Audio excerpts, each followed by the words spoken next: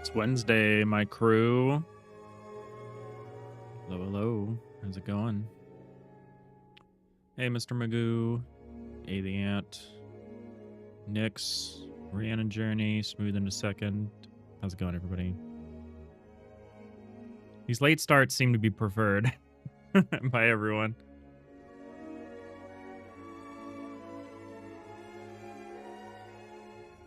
Works for me, generally.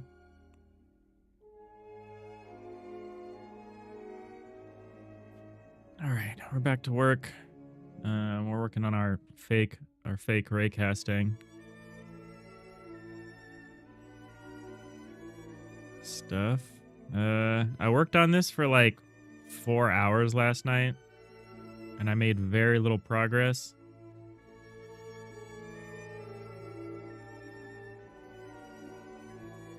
You prefer earlier starts, Nyx? You almost fell asleep. Generally, it should be earlier. But I have a hard time waking up early in the winter. So we do our best. Skip the radio station, Rhiannon. You got it. You're right.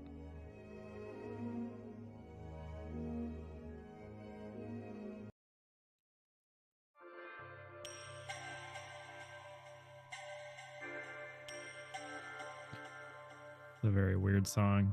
I'm familiar with this song. It sounds like that one sequence from Stardew Valley. The, like, mermaid sequence. Hey, Nyx worked their way back up to the 10 stream streak. All right. But yeah, if I'm frustrated today, it's this bug hunting stuff that I have been so far deeply unsuccessful with. It's very, very mermaid sequence. I'm also eating an apple, so apologies.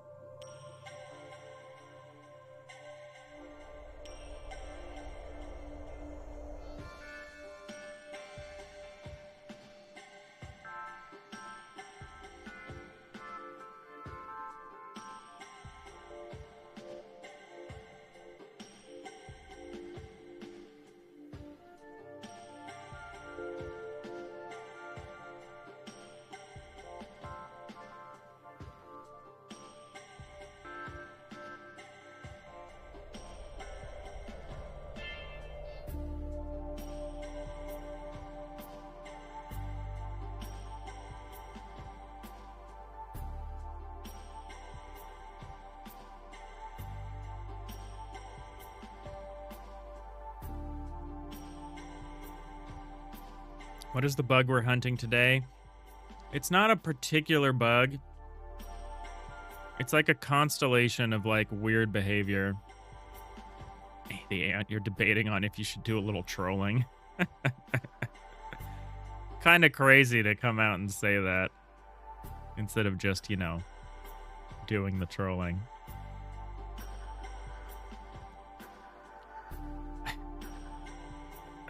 That's funny. That in itself almost feels like trolling. Yeah, we have our little cursor mapping system, and it's supposed to figure out like what block our cursor is over and what side of the block the cursor's on, and like if we were to place a block, where that next block would be. And there's some compounding effect that is causing a problem. Oh, you want to pick the radio station. All right. Here's a probably out of date list of all the radio stations.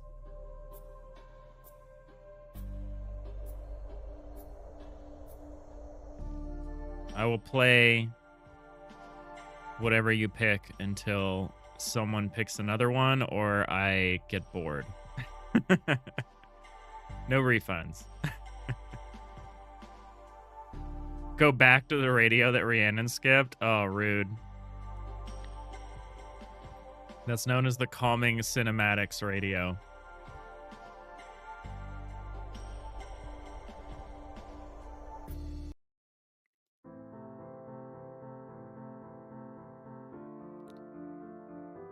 That's pretty funny. You did a troll. Successfully trolled. But yeah, there's something happening with this. And I was tired yesterday. I would have worked for like, let me see.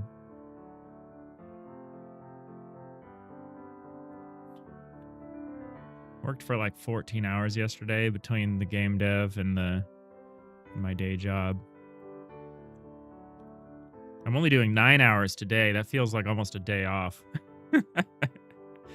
Crazy. Moonlighting is not for the weak of heart.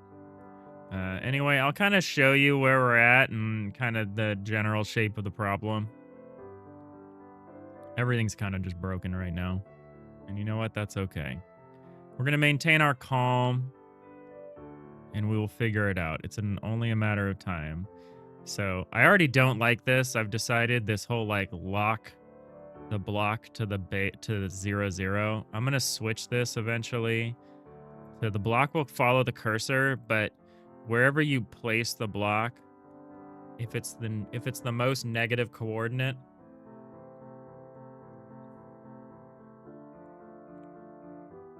excuse me, then that will be the new origin.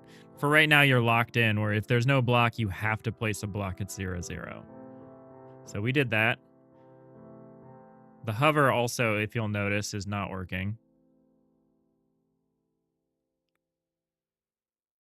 Like the hover should be showing one of these other blocks. But you can kind of see this kind of works in this very basic case. But once I start doing neighboring things, it goes ham. Like it doesn't work here, which is weird. It also doesn't work here, which is weird. Nor here. It only works here and here. And what's weird, really weird, is if I all of a sudden I'm over here, well, now it's working again. In like, okay, but why doesn't it work here? Why here but not here, you know? The other side, this is even weirder. Look what's happening over here. Crazy. Crazy town. So yeah, I'm not 100% sure, you know, where the problem is, but it's very clear that we have a problem. For one thing, no matter what I've done, I haven't been able to get it to pop the next block on like the upper Z level. It seems incapable of doing that for some reason, which is frustrating. So we've got to continue scrutinizing this.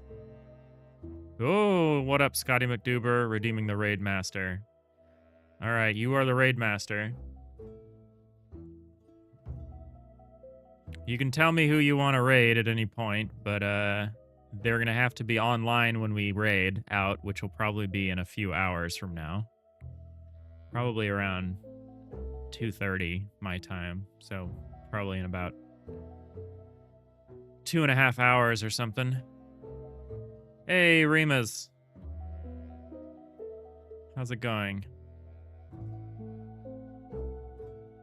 Yeah, these late starts honestly seem to be better for for everyone popping in over here on the Twitch side.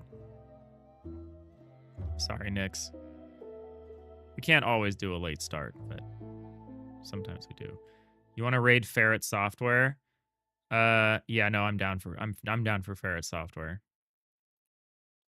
I haven't checked that out in a while, but I do enjoy that stream. You'll be okay. I'm glad to hear it. Yeah, so we go through this process. We work our way through. We kind of spiral out from wherever the cursor is represented against the backdrop, which is like this tile map layer that's at the very bottom of the space, quote unquote. And then depending on where that is, we're supposed to spiral out. So like, here's like a very simple 2D grid here, right? So if our input is here on the left side, you know, then what we should do is we should check the block that the cursor actually corresponds to and mark the next face, the face that we think we're mousing over. And then we will spiral out and check all of them. We'll just keep spiraling out until we reach some kind of limit. So when you're on the left side of a tile, it does this kind of counterclockwise spiral. And if you're on the right side of a tile, it does this like regular clockwise spiral. But it's not working that way. That's how it should be working. And it is not. So the challenge today is to figure out why it's not and to remain calm during this bug hunt. I stayed up till like midnight last night trying to fix this because I was like, if I can't find this, it is going to make the stream unbearable tomorrow. But here we are, unbearing. I'm going to need another apple slice.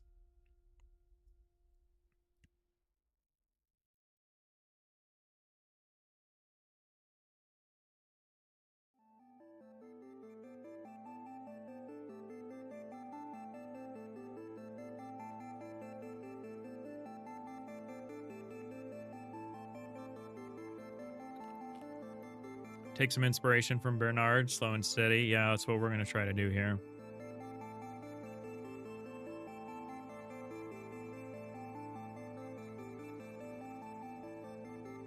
I'm pretty sure the problem is here in the cursor mapping. I don't think it's anywhere else, but it is possible that we're seeing multiple problems in multiple places. So I guess we're just going to go through this line by line and try to understand what's happening and why it might not work. That might help me. So when we run this, we get our block tags. Which is a spatial buffer for all the blocks. We get it from the settled blocks of the block editor system group. These are the blocks that have been fully committed. We clear the cursor hit list, which is our list of the coordinates of all of the blocks that we hit as we, spiraled out with our weird little back to front, like raycast system. We set our cursor coordinates as being the tile. The XY is the actual tile. We do some clamping right now. I don't love this. We're doing it right now just to avoid a problem that we would have if we didn't. But we will eventually move away from this. We'll just have to start using some kind of offset, some kind of block space offset. We're going to do that. So we clamp it between -1 and the maximum coordinates of that space.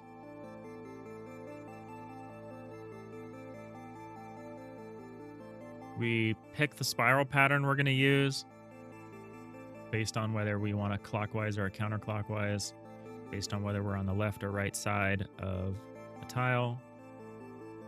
I don't think we pay very much for the indirection here because we set this once before we go into the loop. So I'm hoping that's okay. And what we do is we're like, okay, if the block at this location exists, like if it's a hall, then what we're going to do is we're going to add this block to the cursor hit list, and we're going to give it a W component that corresponds to the face that is the direction of the next block we are going to check.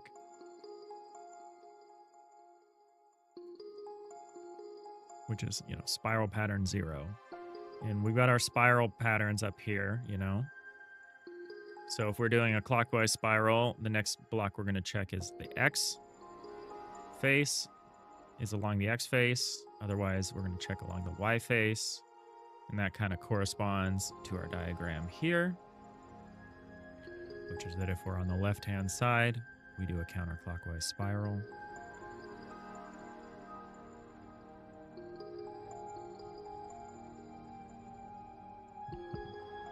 If we're on the right side, we do a standard clockwise spiral.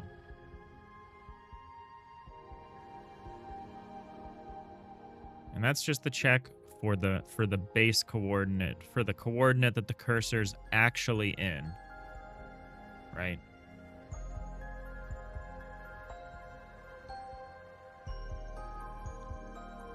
Now,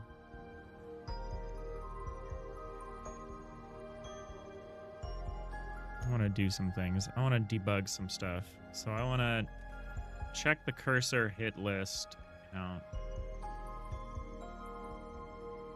So then what do we do? Okay, so we set the index to 1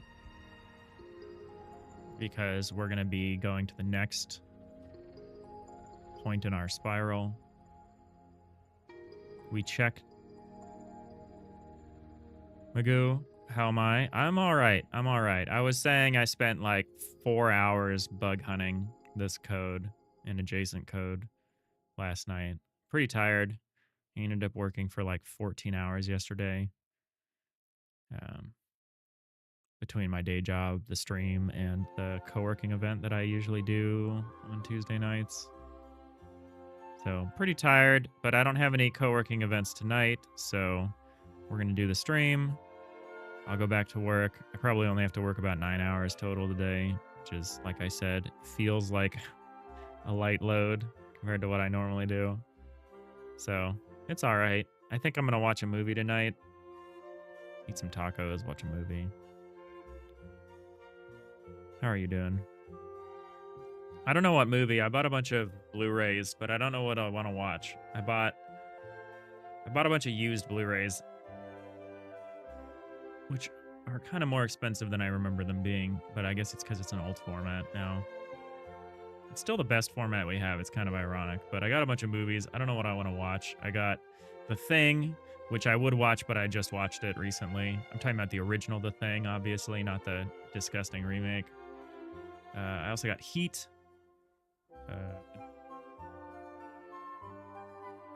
Goodfellas.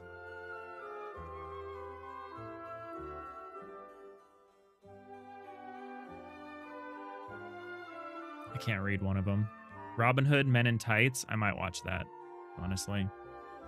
Alien, one of the all-times. I said Goodfellas, I think. The Godfather. Indiana Jones and the Last Crusade. I got Venture Brothers. Radiant is the Blood of the Baboon Heart, but I'm saving that for a special occasion here. What's this one I don't know that I can't read?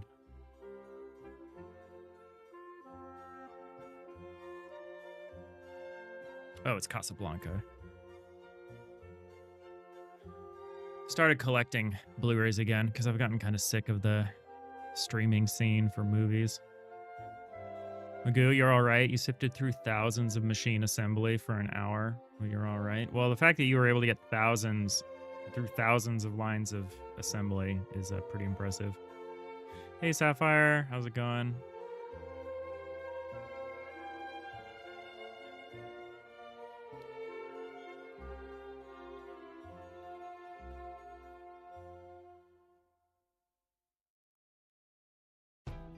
Tired, but you're here now. Word. Same Z's. All right, so when we're spiraling up,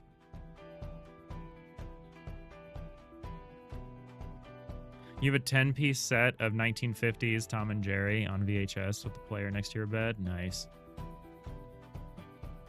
I used to watch a lot of Tom and Jerry's on the TV back when they'd show, you know, all the Acme cartoons and stuff. Guess what came in the mail today? You have yet to open the box, though.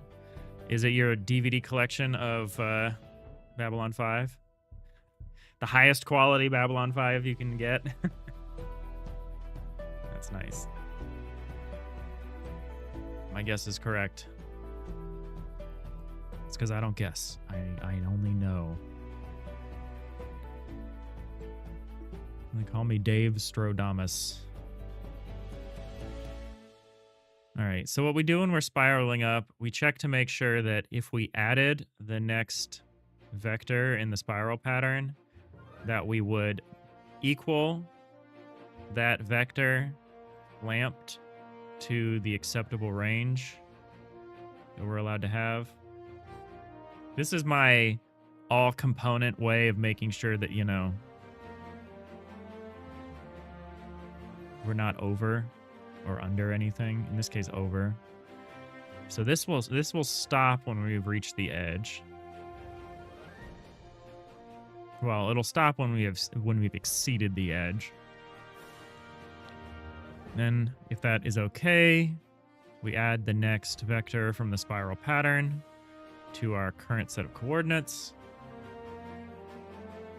And then if the block at those coordinates exists, then we add them to the cursor hit list with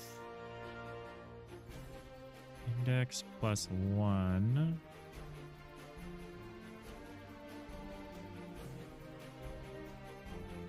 I think technically what we're doing here is we're supposed to be...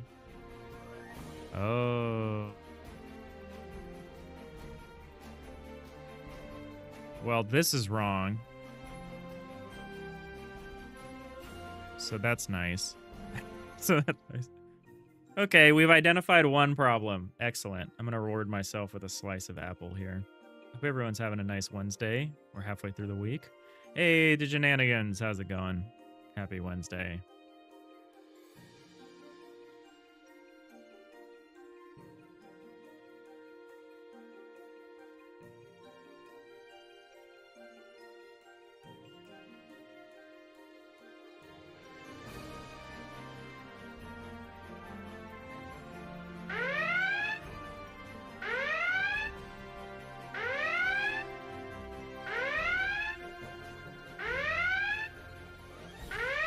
Raid alert.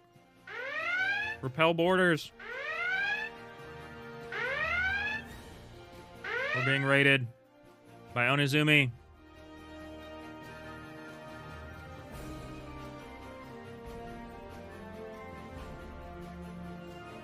Sorry, you caught me eating a snack.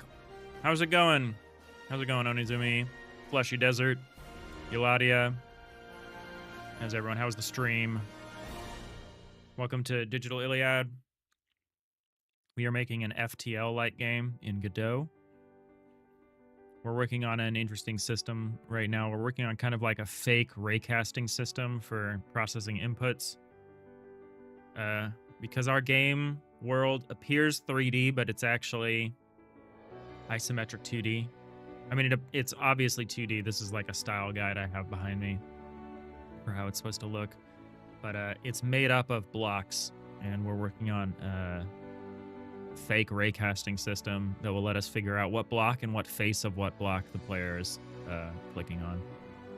You finished Expedition 33 story almost 100% on Expert. Impressive. Yeah, I've heard good things about that game. I haven't played it.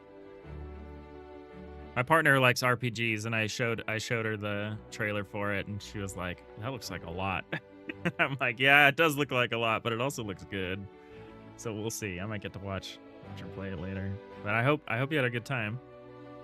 We still got some DLC stuff. That's for next time. After that, we finally continue some game dev too. Oh, nice. What's important to take breaks? It is a lot. Okay. But the story is so good. That sounds awesome. Well, thank you for the raid. If you got to run, no worries. If you're going to hang out, you're very welcome, as are the raiders. Appreciate you all. The music from Expedition 33 is good. I'll have to check it out.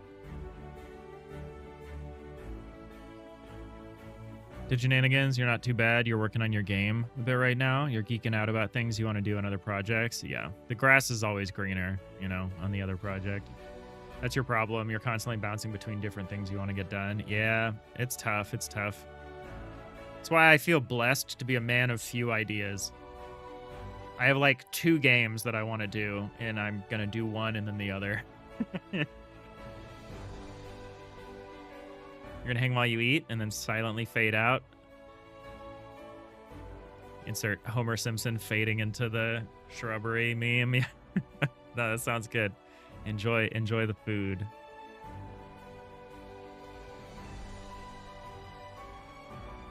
All right, have a good stream. Thank you. Is lo-fi one of the 2? Okay, we have 3 ideas. We have 2.5 ideas. No, lo-fi is not one of the 2. That's a good point. No, I have my FTL-like, and then I have a secret follow-up project that will hopefully get to use a lot of the same tech.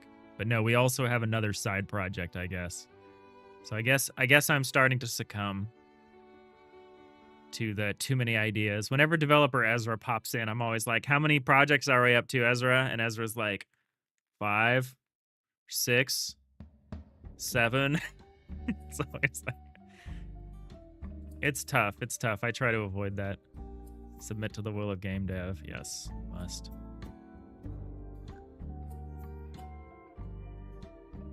But yeah, we're working on like, we have this isometric tile map underneath everything, and we build these blocks on top of it, and we need a way of detecting what block we are touching and what face we're on. So we're doing this kind of reverse raycast from the back to the front towards the camera. So like, I know everyone just heard me demo this, but I'm gonna do it for the raiders. So if we're on like, if our cursor's on like the left side of the tile, we're going to spiral up and try to find all the blocks. So we'll do like a counterclockwise spiral on this side. And then on the other side, we do a clockwise spiral. And that's an alternative to what we previously had, where we had very strict Z levels, and you would lock your cursor's Z level using the scroll wheel, which worked. And now that I've gotten into it, I think that might have been a better way of doing it for block editing. But we're gonna do it. We're gonna keep on keeping on. We found a bug already. Well, we found the location of a bug. Now we gotta fix it.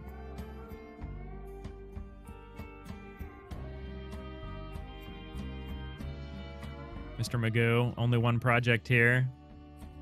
Yeah, I mean, well, your project is like foundational. It's like an OS, right? Once you build an OS, then you'll probably need your own programming language. Then you'll need your own game engine. And then you'll need your own game. You're going to be Jonathan Blow before you know it. You're going to have Jonathan Blow syndrome. The only thing he hasn't done yet is make his own OS, so you can beat him to the punch.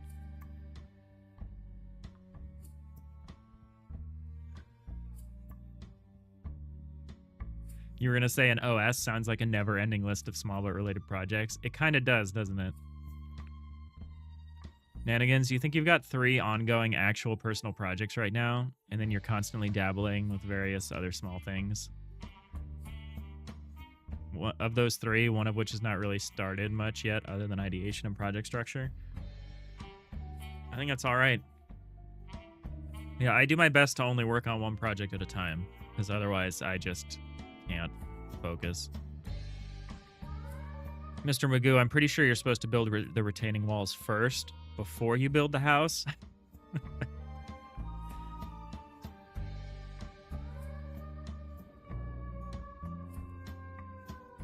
But, you know, whatever works.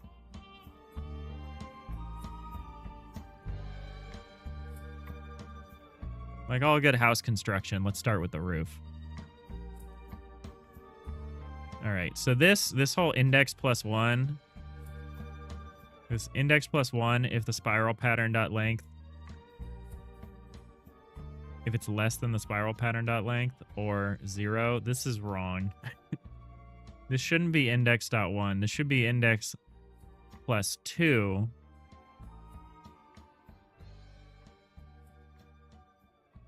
Index +2. Otherwise, 1. Will that work? Or will that only... No, that won't. That's not it. What do we want to do? So what we're specifically trying to do is record the face version. So we're iterating through these spiraling, quote-unquote, arrays.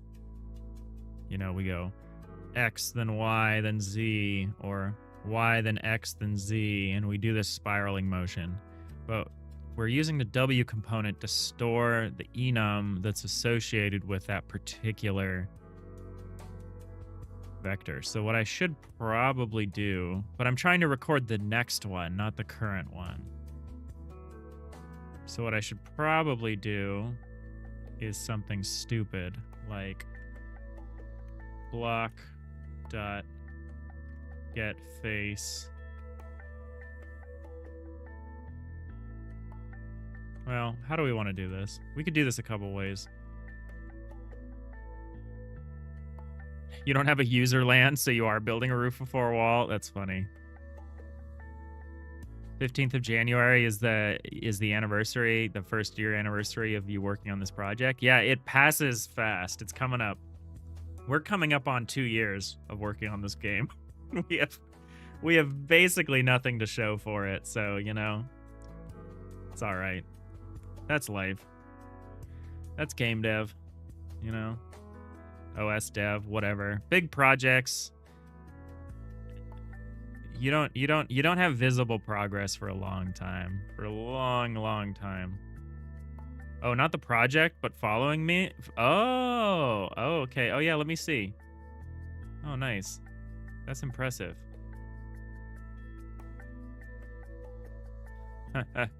Hey, Lucky. How come everybody on Twitch uses CS and everyone on YouTube GDScript? Yeah, C#.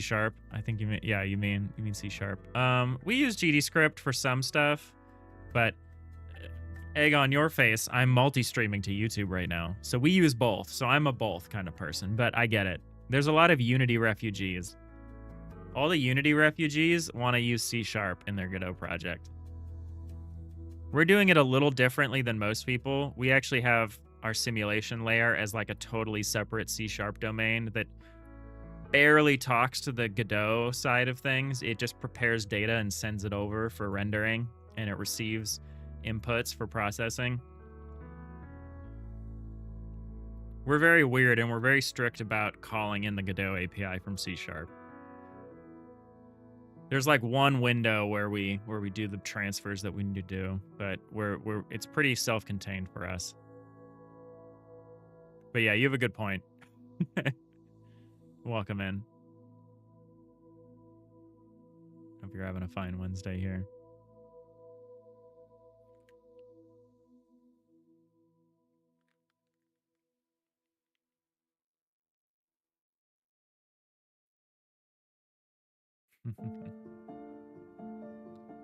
All right, so when we record this set of coordinates, this next set of coordinates, should I increment the index up here? Probably. So if we increment the index first, which we're going to do anyway.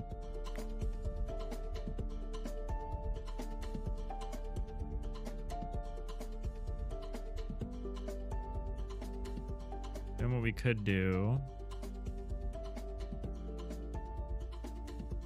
Oh yeah, we can't just directly record the index because that's meaningless information without knowing the array that we're using. So what we need to do here is we need to actually do spiral, pattern,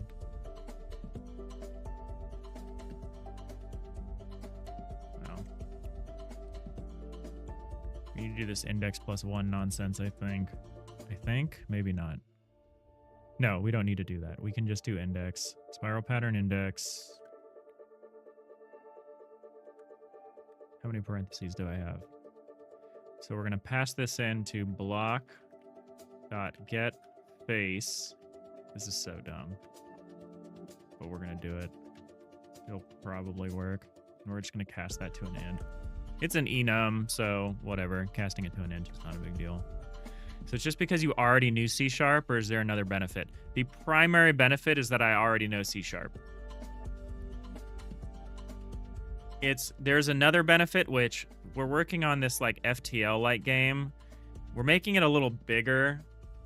We've added verticality to it, so there's a pretty large simulation space. Hey, Ergo. Welcome to the YouTube side. How are things going? So this is a pretty simulation-heavy game. And I wanted the simulation elements. I did not want them to be nodes. I love the Godot scene tree. I think nodes and scenes are like so good and way better than Unity. I think you've seen some clips of this on the subreddit. Not from me. But that's awesome if you have. It's pretty simulation heavy. And so I didn't want the elements of the simulation, like the simulation objects, I didn't want them to be nodes. I didn't want the like... Because Godot still, similarly to Unity, has like a you run a process per node thing. Like you have the update loop associated with each object. I didn't want to do that. I wanted to do like a systems approach, which I could have done if I was a proper C++ programmer. I could have done everything I'm about to describe in C++ as a GD extension, which is the correct way to do it. But yeah, then the familiarity thing comes back in, which is I used C# for over a decade doing like Unity hobbyist stuff. And so I ended up implementing a very rudimentary like entity component system, which is very much overkill. Ergo, you like Godot nodes too? Yeah, the Godot scene relationship in Godot is so much better than like Unity's like prefab scene thing. The way Godot scenes are constructed and the way they can be used as nodes is like, chef's kiss. And when we do game jams, we're just doing regular old Godot. We're just doing Godot with GDScript, and like I don't mess around in a game jam. But this project is big and it's a long development.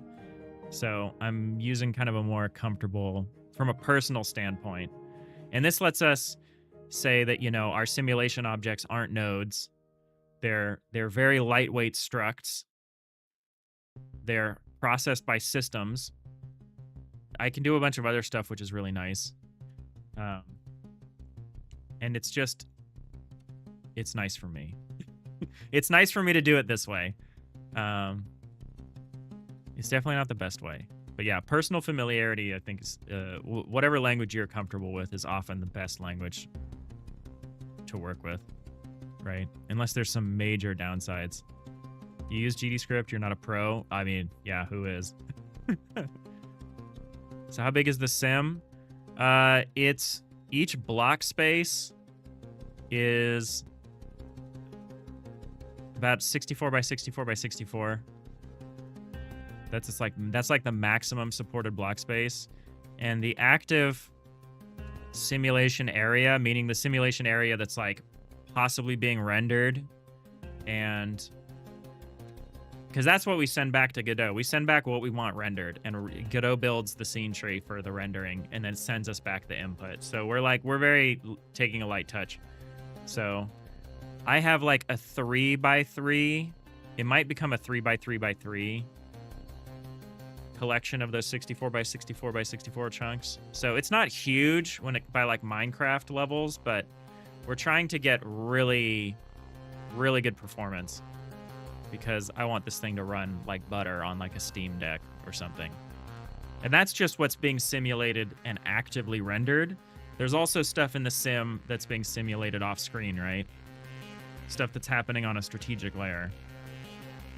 So it's not a huge sim. Don't get me wrong. This isn't Cosmeteer or Dwarf Fortress or RimWorld or whatever. Oh, maybe it's closer to RimWorld. But yeah, that's kind of why I'm taking this approach. Honestly, I would probably do it just for the personal preference reasons, even if there was no significant upside to doing it otherwise. I'm probably still doing it. Sounds interesting. You love FTL and Star Trek. So do we. It's not a Digital Iliad stream if we don't take a sidetrack into talking about Star Trek or Babylon 5 or whatever for a significant portion of time. You must see me later. Good luck. Good night. Thanks, Mr. Magoo. Take it easy. But yeah, thanks for hopping in and asking questions. Lucky. I appreciate it. But yeah, okay. So instead of hard coding in that index, which didn't make any sense, what we're going to do is we're going to hard code in the spiral pattern here. The next element of the spiral pattern, we'll get its face, we'll convert it to an int. And then down here, when we set the cursor offset, we can get the chords back, we can get the face, let the cursor hit list W, and get the chords from that. Okay, this should help, I hope. We're making a huge change to how the inputs work, and a lot of stuff is broken right now. How's it going, Ergo, though? What kind of stuff are you working on? All right, so we put our block in the middle, and then we should be able to... Can I do it above? Okay, so we still don't get anything from above. We still don't get anything over here. We only get these. Whoa. Hey, that's new. We literally... All of last night, I wasn't able to get it to do this. It's doing it at the wrong time, but you know... I will take what I can get. So that's wrong. I'm worried there's like... Oh, it's happening here too. Curious. Okay, so we're getting closer. It's still wrong. But it's getting closer. Yeah, we're completely changing the way that the player interacts with block space. Like, completely. And so if this looks kind of rudimentary, it's because we are back to basics on a lot of this for the moment. Hopefully once we solve these problems, we'll very quickly get back to where we were. Ergo, you just got started with Redo. You made a little cellular automata minigame today at work. Ooh, nice. Lots of downtime at your job. Nice. That's nice to hear. Redo.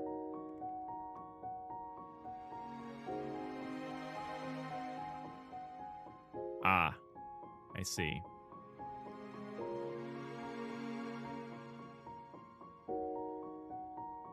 Well, good luck with that.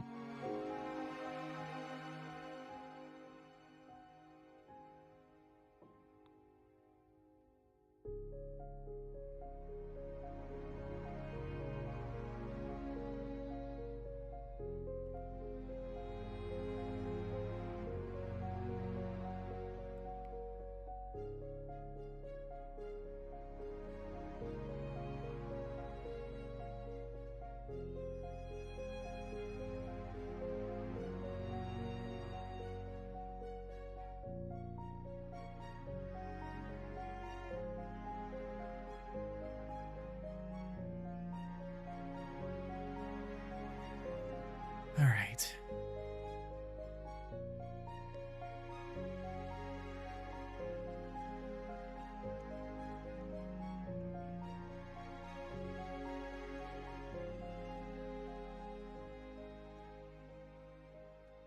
All right. Do I understand the way this is? You like how the modularity of scripts and nodes work? Yeah, it's really nice. It's very nice. I find that it's very, very nice for small games. I think once you reach a certain scale, it gets a little awkward sometimes, managing just an enormous scene tree.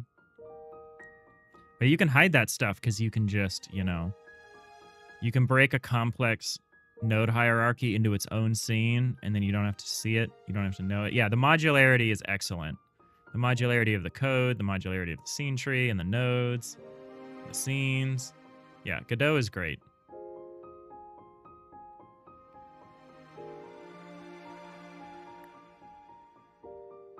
It's scenes, it's nodes all the way down. Yeah, it's very nice. So I'm not 100% sure this index is right. We're going to double check that. So we set the index to 1 because that's the next one that we want. That's wrong, isn't it? Yeah, so this should be 0.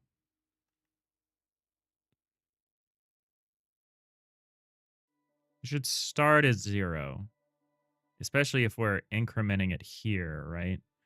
Spiral pattern 0, vector 3 chords plus that. You add that. You increment it. You add the chords with that. Okay, yeah, I think we continue to have an off by 1 error. Let's hope that this improves that situation.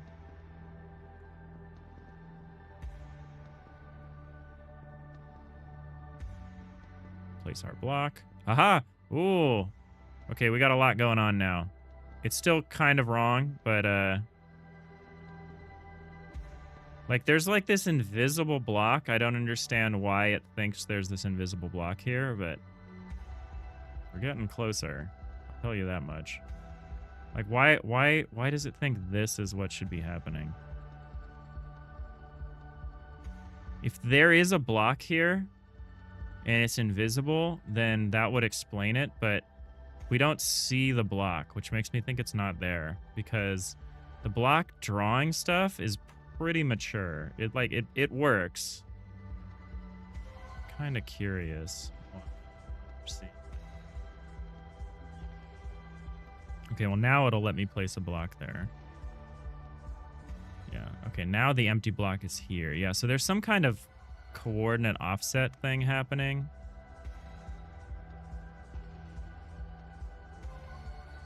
Oh, I watched the next episode of the Fallout show, episode 2. I'm still catching up. It was good. Enjoying it. Yeah. This hole that's been introduced here is very weird. What if I add that? Now what do we got? Now what are we dealing with? Okay, I'm really glad that I can put blocks above now. That's like a huge improvement. Yeah, there's this like blank space thing happening. Particularly when... Can I get it to do it the other side? Ergo, you tie yourself to code scripts at first. Making the jump to programming something big is hard, but with GDScript and Godot, you can make something big one script at a time. Yeah, hell yeah. It's great. It's pretty much programming as a whole, the shenanigans. It's thinking about things in small pieces and building them one at a time and combining those things to make something bigger. Yeah. That's game dev, too. Okay, so this is different. It's behaving differently every time, which makes me a little concerned, but this is a huge improvement. It's correctly identifying what side I'm on, whether I'm on this tile or the tile behind it, which I know you can't see, but I'm hyper aware of where the tile map boundaries are. So this is already a big improvement. The thing I don't understand is why I can't get it to just lock to the top. It should be at the top of this coordinate in the back here. I shouldn't be getting these diagonals. However, everything else about this is quite excellent. Now this hole is back. Okay, I feel like we're so close.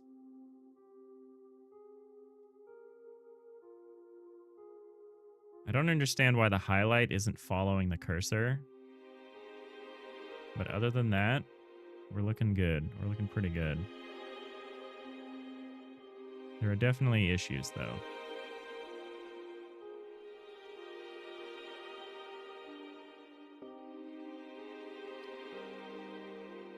Yeah, there's like an invisible block here. What's happening is there's some kind of... It's either misreading the block at this location, or there's an invisible block. And I'm tempted to say that what it's doing is it's misreading the location. But it is technically possible that we've got some kind of ghost block showing up. Okay. The glue is already there with the engine. You don't have to make it yourself. Oh yeah, yeah. Building an engine is its own great struggle. And I'm kind of touching with this project, I'm using the engine kind of obliquely, you know? I'm using it for certain things like rendering, input, build stuff, like platform compatibility and stuff. But our simulation layer is kind of off in its own little land, which is unusual and not what we do when we just make a game jam. But yeah, I love this engine, especially for small projects. I'm gonna eat another chunk of apple here. Apologies for those who are triggered by seeing someone eat on screen.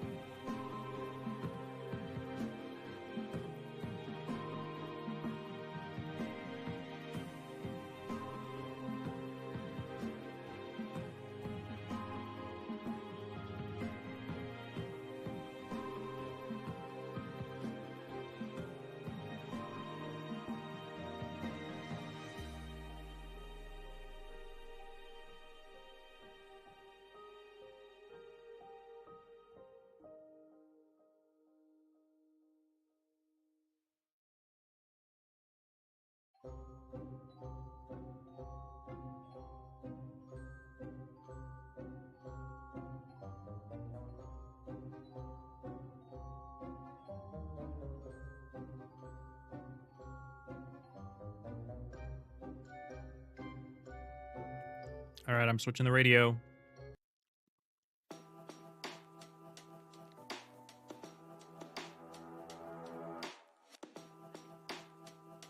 Thanks for the hydrate and the stretch, Sapphire. Ergo, you think making custom tools for your Godot games is also quite nice? You're not there yet. You basically just make a script and run it on the editor. Yeah, tool scripts are excellent. The editor is very extensible. It's very good. I'm not a big graphics editor guy. I like to do stuff programmatically when possible. But it's an excellent editor.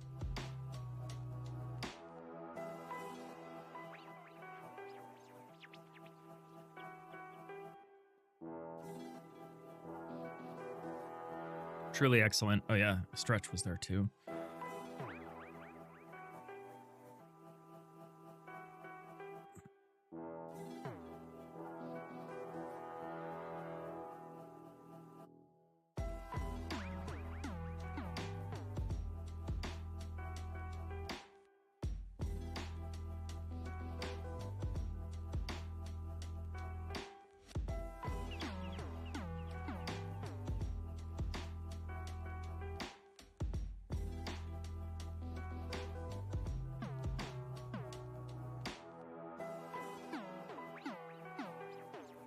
I need to add some kind of like spoiler zone channel to the Discord so that we can have like spoiler filled discussions of like Babylon 5.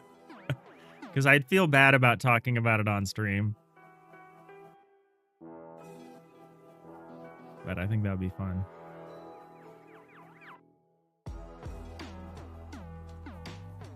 Nix, you don't want to be that person. Y'all might have a riot brewing there on the other side of the pond. We already did. It happened a year ago. We lost. Or it didn't happen a year ago. It happened 5 years ago. Jesus Christ. It happened 5 years ago. And we lost. But yeah, we're not going to get into that here. Time is such a confusing and meaningless construct at this point. I know people are like, since the pandemic, time doesn't make sense, and I agree with them. I have such a hard time keeping straight what year certain events occurred in. You meant another one? Something pretty bad happened today? Well, let me check out the side of the window. Well, there isn't one here, but I will look into it. Thanks. Thanks for the heads up.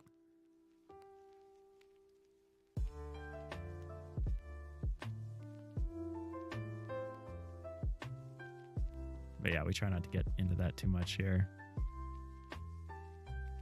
Manigans, just get an OBS overlay to pop up that says Babylon 5 spoilers. Look, I don't want to just spoil Babylon 5, but I do want to spoil Babylon 5.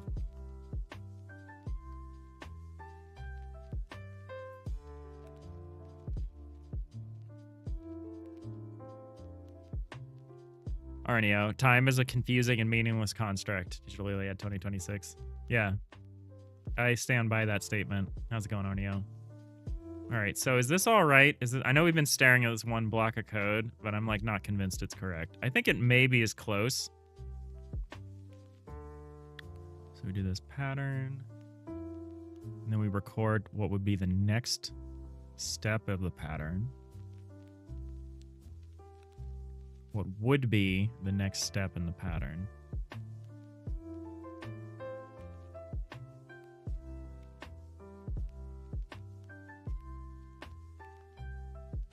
So if we start with X,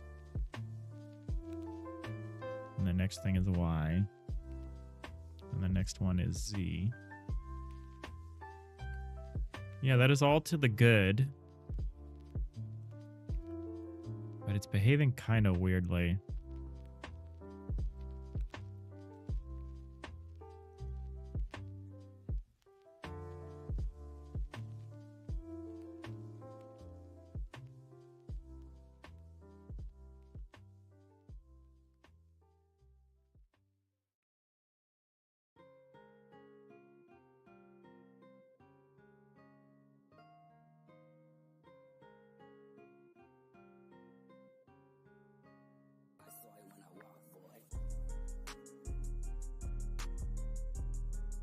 Yeah, what I'm seeing doesn't totally reflect what I understand to be happening, but you know, ain't that just the way?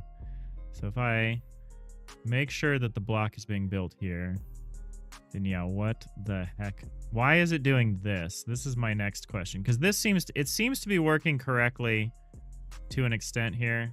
And then if I build that block, see, then it's weird again. Like, it almost treats this block is existing that definitely doesn't. I think I want to figure out some of the drawing things. I think some stuff is being drawn incorrectly.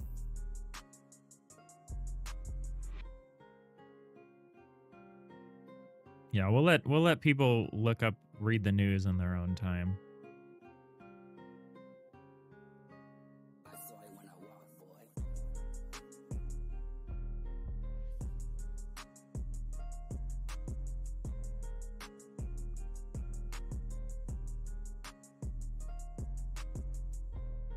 Remember to moderate your intake of the news for the sake of your health.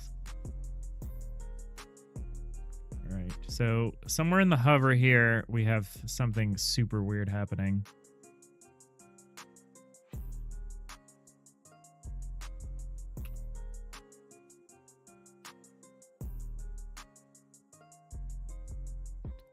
Ah, okay. I kind of understand what's happening and why this is being drawn the wrong way.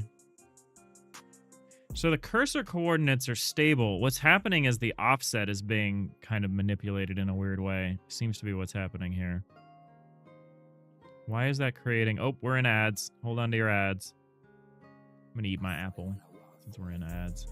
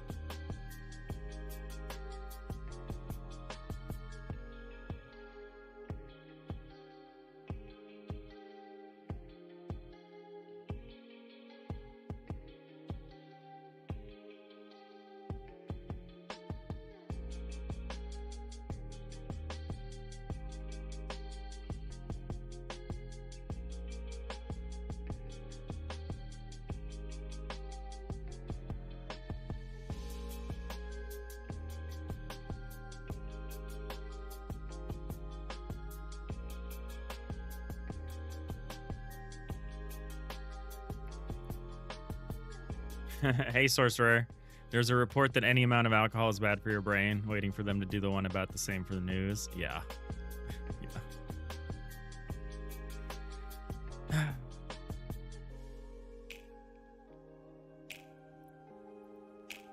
All right, so I'm struggling to figure out how to frame this because the thing that we want is that we want to know where the cursor is in terms of the block actually being shown by the cursor, but we also want to know where the offset would be if you were interested in the block next to the cursor, like if you're trying to add a block or something.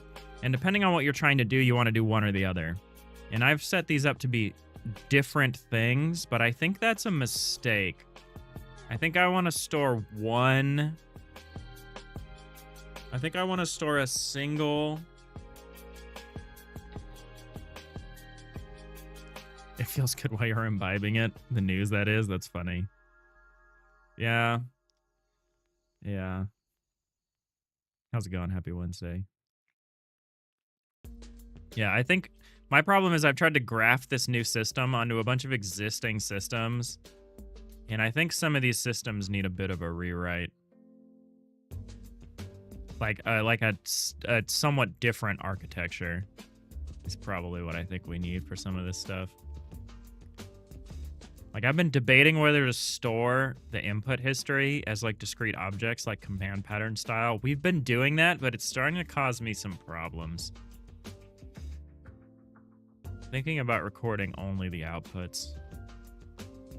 I'm thinking about creating a different set of globals that you're listening to, like these input globals. Because, yeah, this is not working. What I should probably do is, if you need the offset, you can basically do this. You can basically take the W component, figure out what the chords for that would be, and add that to the XYZ. Because what we're seeing now is like a disagreement between different systems. So if we go to like the tile drawing system, I think that system only works on the cursor chords, or the cursor bounds, probably more likely.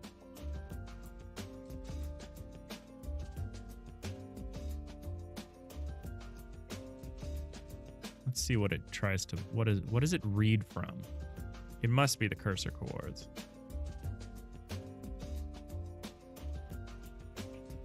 There we go. By the way, do you have a Godot theme, VS Code theme? No, I'm using Rider. I'm using JetBrains Rider, and I have this other theme called Nightfall. I kind of like having a different theme for Rider so that it kind of helps my brain, so that when I'm like doing a game jam or whatever, or even this project has GDScript in it for the rendering and the UI stuff.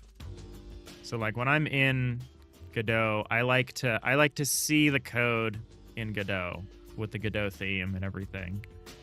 It helps me get into the mindset of like, I'm coding GDScript now, because I have such a hard time remembering how GDScript works. But I do it often enough. And so I have I've thought about using a Godot theme in a Rider, but I prefer this theme. It's real nice. It's warm. It's got some nice purple. It's got some nice purples and a I don't know, teal or baby blue or whatever you want to call it.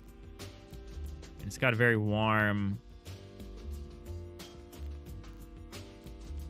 I love the like yellow, orange, red sweep of like struct, enum value. There's some nice stuff. There's stuff I really like about this theme. I think it's called Nightfall. Sorcerer, you're vaguely familiar with game dev being done in Lua, a la Love 2D. There's of course Godot, like you're using. Any comments on why to choose one or the other? Asking as a person who's worked on enterprise Java and Python with dabbling in lots of other stuff. Programming languages, that's it. I was like, what acronym is that? Programming languages. Yeah, I think it depends on what you are trying to do. Ew, there's a link reference in this file. I think for 2D, Godot is very strong for 2D development, because the nice thing about Godot is it's pixel perfect. Like, one unit in the transform system is one pixel in the viewport, which is nice. And that's not something you get from like Unity or Unreal or whatever. I've never used Lev 2D. I've also never used Game Maker. So those might be great options for 2D as well. As someone who came from a long time working in Unity, Godot is just incredible for 2D. I think if I was doing 3D, I've done multiple 3D games in Godot as well. It's a lot more comparable. I still prefer it over Unity, but I think it's a lot harder to say. No, it's cool. Acronyms are fine.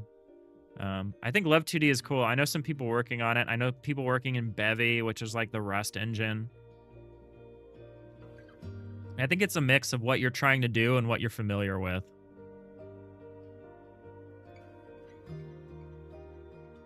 So like in my day job, when I'm programming, I don't get to do a lot of programming, but I do a decent amount. It's in JavaScript.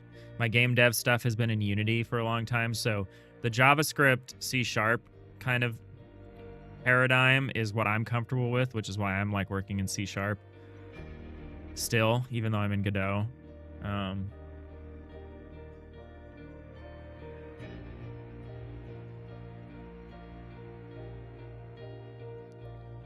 Can you comment from the programming language nerd perspective how Godot feels?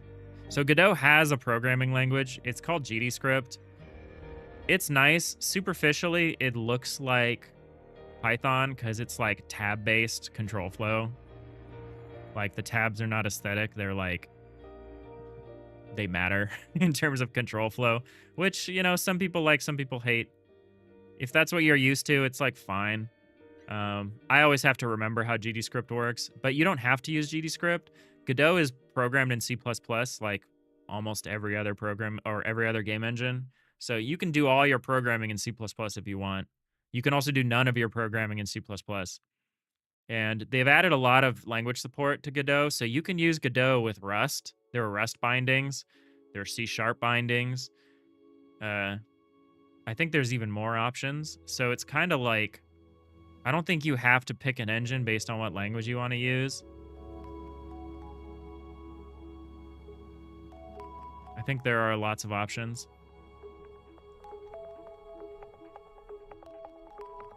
Doesn't Love lack an editor? I don't know. I haven't used it.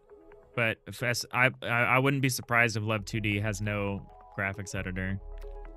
The cool thing about the Godot editor is it really is just a Godot game itself. Like, it uses the Godot UI control nodes to like build its own interface. Like it's like the Godot engine, graphical engine, like the user interface is itself a great example of the things you can do with Godot. It's kind of awesome. It's very dog food, right? It's dog fooded. Especially asking about GDScript then as opposed to library aspect. It's fine. It's lightweight. I enjoy it with whenever I do a game jam, I do it in GDScript. I don't mess around with like hooking up another language or anything. And it's straightforward. It's dynamically typed, but it has options for statically typing things. Like you can be stricter about it. Like here, I'm saying that these have to be vector 2s, you know? It's very tightly coupled to the API, so its raw scripting speed is not incredible. Like C# is said to be about 3 or 4 times faster in terms of raw scripting speed. But if you're mostly just doing API calls to like the rendering server, the physics server, or whatever, like if you're just doing API calls to the engine, GDScript is fast. It's good enough for almost anything you would need. Yeah, the Python similarity, from what I understand, is superficial, pretty much. It's not like this engine the language was made from Python. It just seems to have some similarities when you look at it. So I don't know how deep that similarity goes, but I'm told it's skin deep. To the extent that you played with Lua, it kind of feels like a lesser JS. Yeah, I think the value of Lua is in its like accessibility as a scripting language. Like a lot of games I know, like Hades, and I think Hades 2, like you can mod Hades with like Lua scripts. Like I think Lua is a really great scripting language for that purpose. I haven't used it. Nanigans, you'll caveat with saying that most engine using anything other than the main supported language comes with extra headache. Godot is largely an exception to that with the way it's structured. Yeah, there's still some awkwardness with the C#, But I'm told that in the future, all the language bindings are going to be handled as like GD extensions, and there won't really be an issue. It'll just be like, this is the language I decided to use with Godot, and it works fine. And I look forward to that glorious future. I'll have to learn C++ first, but you know. You think Love is recommended to build your first game engine? It's more like a framework or library. Yeah, my understanding, that's kind of what Love 2D. It is a game engine and framework. I don't know who, I know some devs using it, but I can't think off the top of my head of a lot of games that were made with it. But I don't follow this stuff super closely. I don't consider myself a programmer. Let's be super clear. I happen to program, and it's most of what I do. But I have to do all of it because I'm a solo dev. So I do the art. Like, this is my art. I have to do the sound and the music. I haven't gotten to do any for this project yet, but that needs to change soon.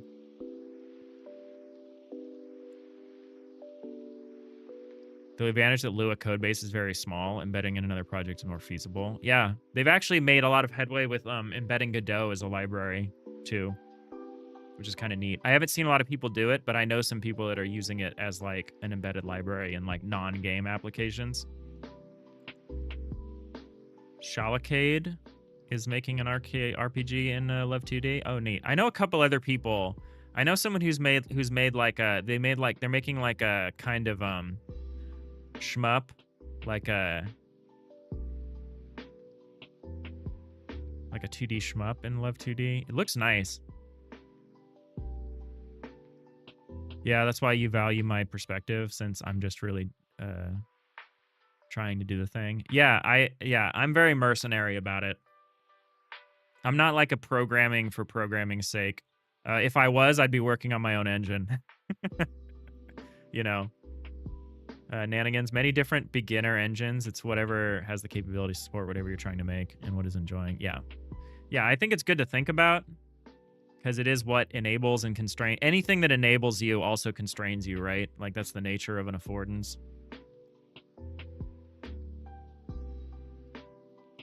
Like, if something lets you do something one way, it doesn't let you do it another way in many cases, right? You'll get into all kinds of technical language diffs. Yeah, you sound like a programmer, like a capital P programmer. Which is cool. I like hearing about that stuff. So my thing right now is that I'm trying to understand how the cursor chords are interacting with our tile drawing program. And I'm kind of struggling with that.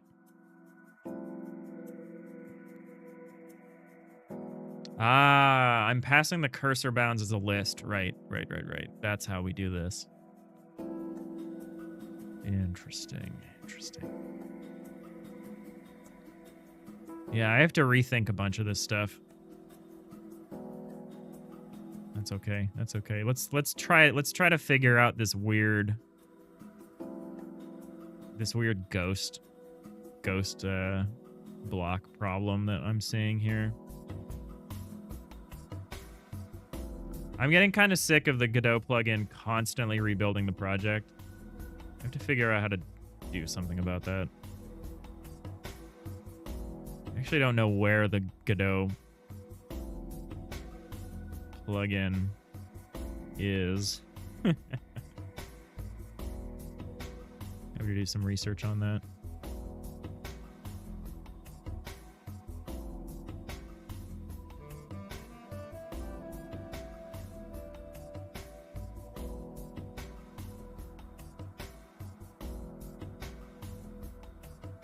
Solution configuration?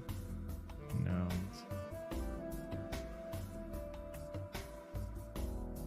What I want to do is I want to just stop it building like every 2 minutes. I don't know where the plugins are here.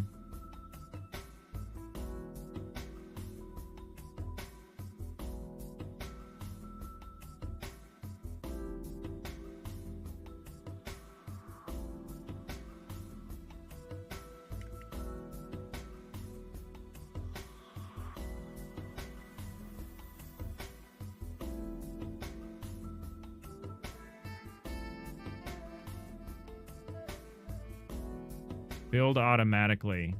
Automatically build the solution when focus shifts away from writer. I kind of don't want that.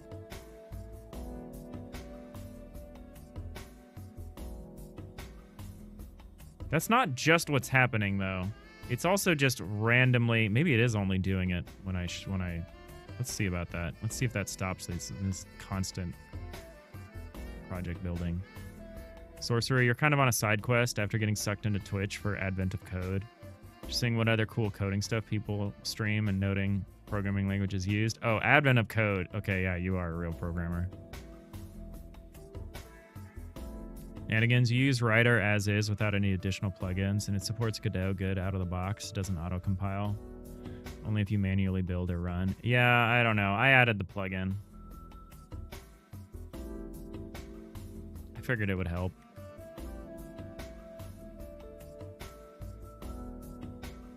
I think this did it, though. I think what was annoying me was that focus away auto build thing. Because what was really annoying is I would run with debug and it would lose focus because I'd go to the debug window, and so it would rebuild the project while I'm running in debug mode. And I'm like, don't do that. That explains it. I thought it was doing it randomly, like all the time, but it makes sense that it was only doing it when when it lost focus. Oh, maybe the settings were here. Godot settings. Oh, they are here. Oh, I'm dumb. They're like right here under the little Godot bot. Or little Godot-bee. Oopsies.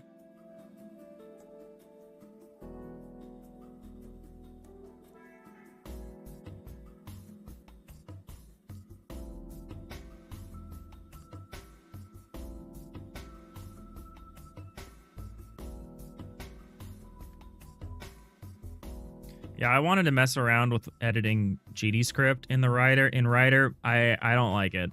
I'm not gonna do that. It looks weird, and like I said, I like having a separation from like a mental model standpoint. Like when I'm in writer, I'm doing C#. If I want to edit my GDScript, I go to the I go to Godot. But Godot is missing some key tools. That means I'll probably occasionally do the other. I don't know.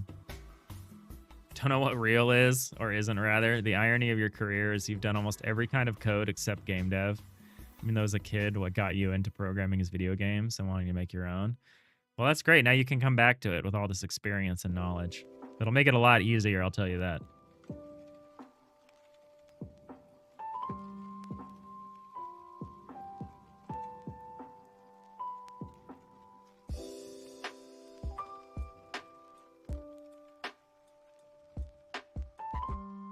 All right, take it easy, Sapphire. Yeah, well, we should be back tomorrow. All right, so why is this just so weird? So, okay, it almost did it correctly, and now it's just like... So why is this happening? This is kind of the question that I have. It actually shouldn't... So it's locking... I understand. I think it's clamping the input. But it still shouldn't be showing it like this. This is weird. This shouldn't be happening. It should just be above. So let's figure this out now, because this is definitely the wrong behavior. And we'll just kind of work our way through.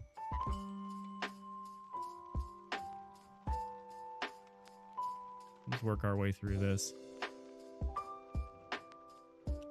This feels rough. This feels like a drawing your first triangle kind of problem. Which we have all this stuff. We're way past that. But it's not working right, so we're having to double back and understand the implications of this new system here. So why would it do this? Why would it be giving me such a weird... You know what I should have done is I should have read the debug output.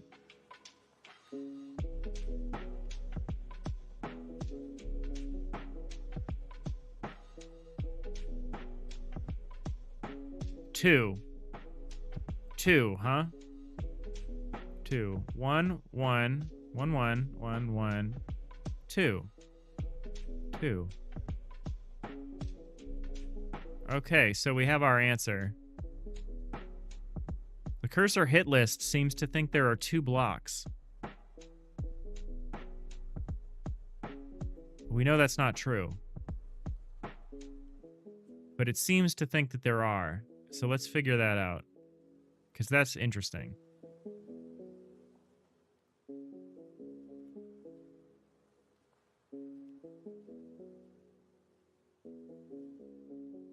Why would it think that? Coincidentally, you're literally working on how you're building triangles right now. That's funny. Manigans.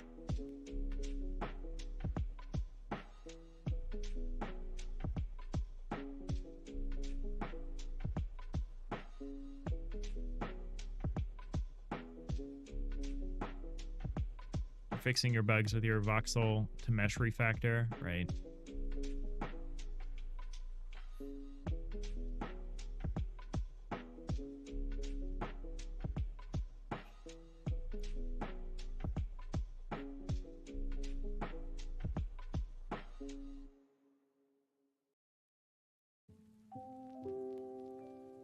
All right, why would we be in such a weird place?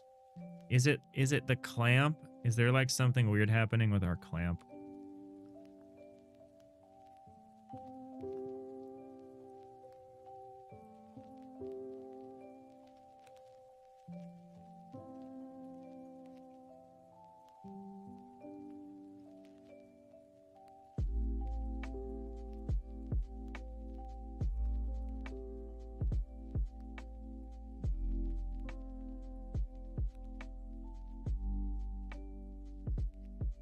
Oh, that's weird.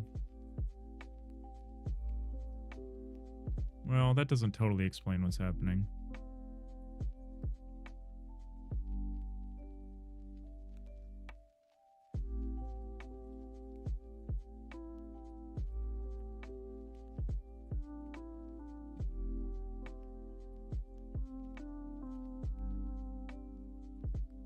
I guess what I want to know is I want to know what I want to know what this extra cursor hit list component is. So I guess we're going to debug that.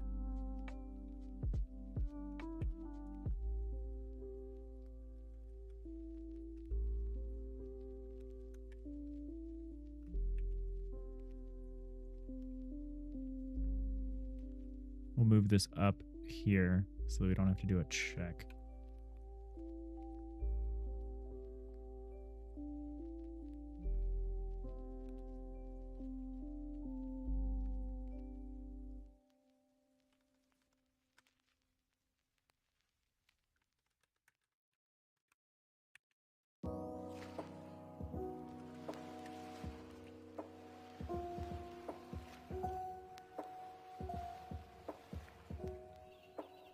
Yeah, I guess it could be a for each loop.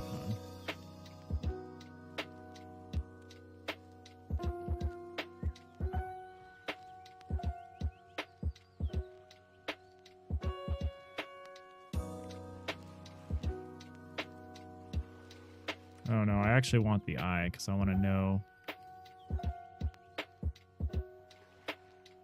what a weirdo. Cursor hit list eye.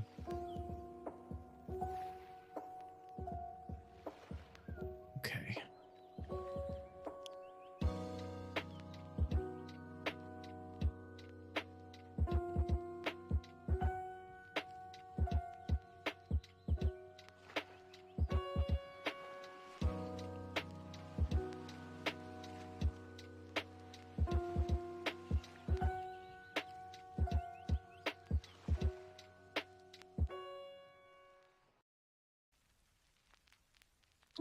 Okay, yeah, this is being super weird. Let's try to understand why.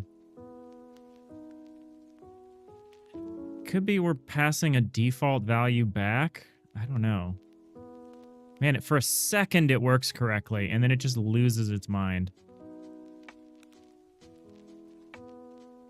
Also, why is it acting like this? So why is it going like... Oh, also, why isn't it telling me the information that I wanted?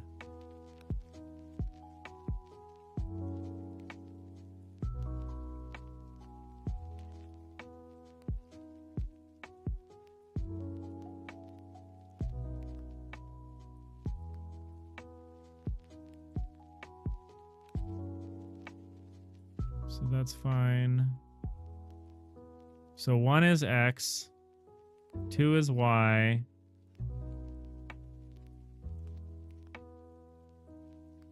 And then up here, 003. 1, 2, 3. That's Z. 001. Oh, that's super wrong. Why is it doing that?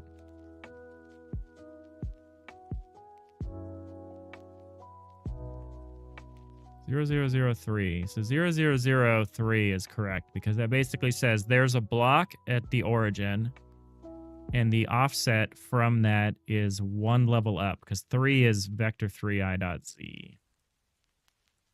But then there's also this other thing, which is the 001 with either a 2 or 1, which is why we're seeing this weird other block.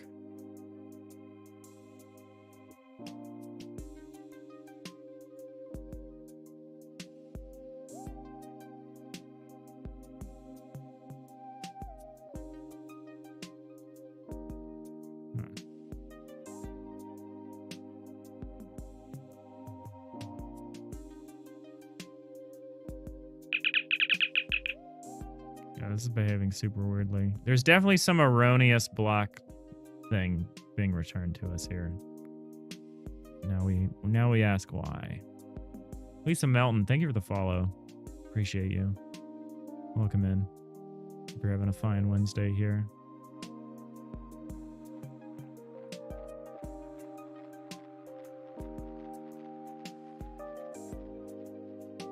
All right, how is this the case? How are we existing in this world where we're adding this block that doesn't exist?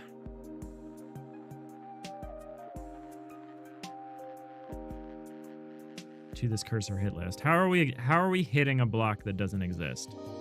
Is the question.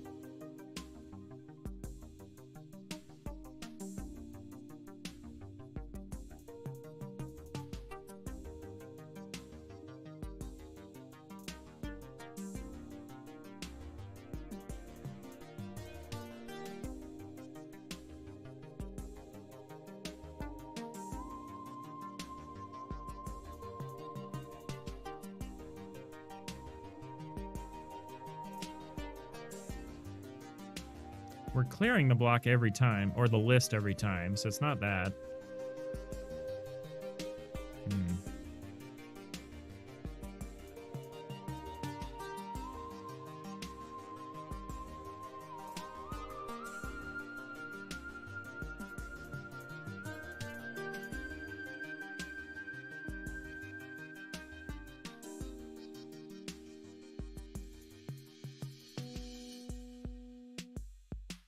Block tags cursor coords dot has block tags dot hull.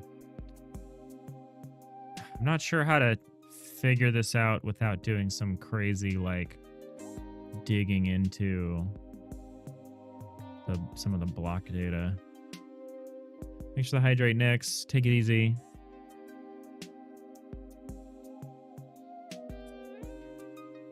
I should drink more. You're not wrong. A bit dehydrated. What I should do is have some tea soon.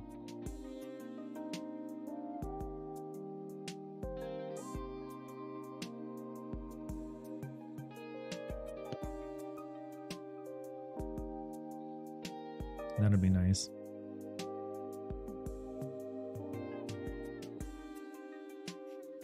Maybe after the stream.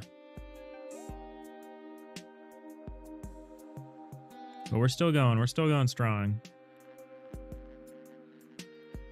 We're not ending anytime soon.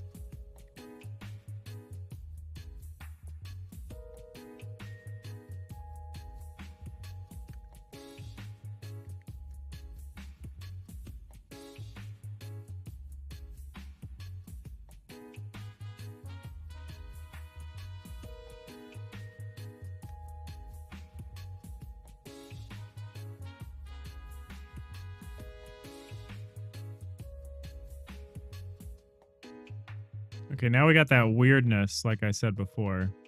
So 0102. So it thinks there's a block here. 0103.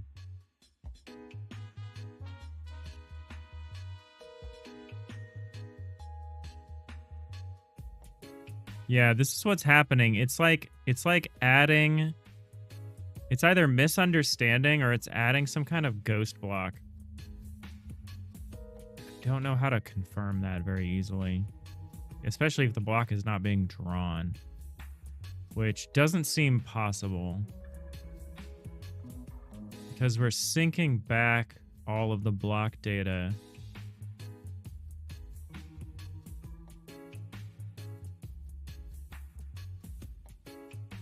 When we build the block, or when we sync the preview and the settled block buffers, we copy it back, don't we? So we map the stuff, then we do the sculpting. And then when we sync this buffer data,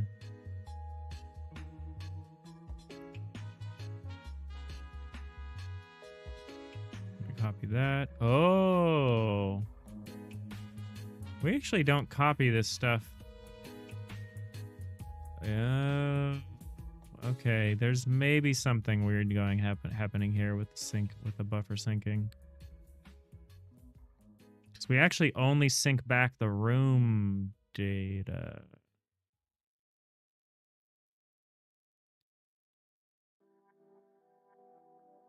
So something is getting written into the settled block buffer, I think, is what's happening.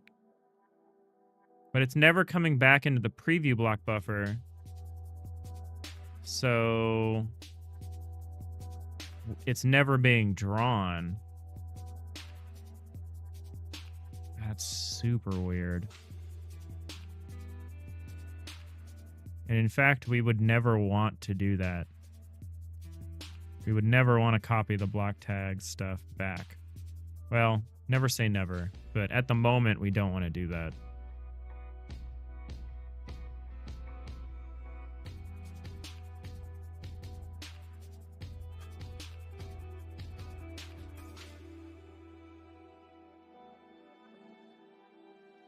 Okay, that's maybe something that's happening.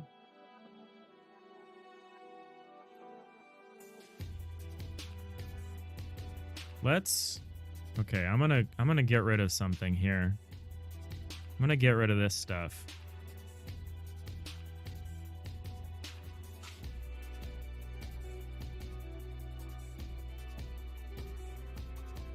I'm gonna probably regret it. I'm probably going to cause a crash. Oh, that still happens? Why does that still happen?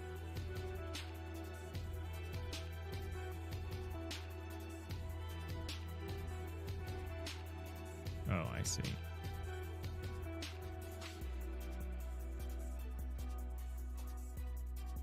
So So we can't actually do it that way. We'd have to do it like this.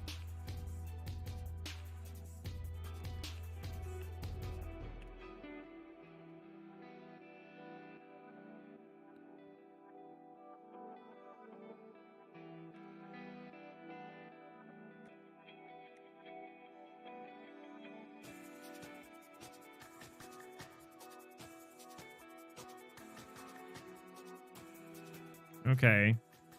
So this is, you know, something. Super weird how that works, but so what if we just place a block down here?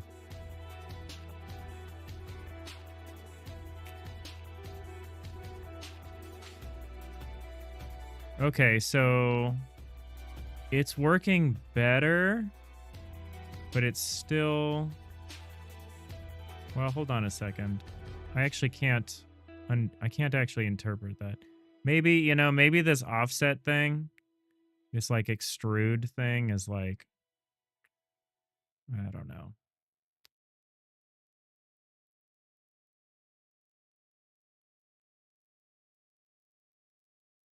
I think I kind of understand how I could do something about it.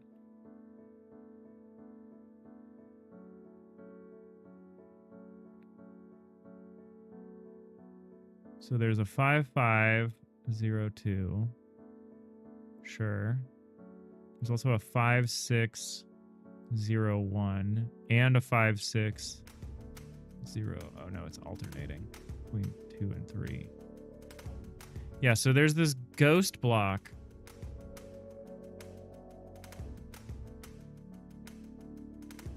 Oh, this kind of almost works.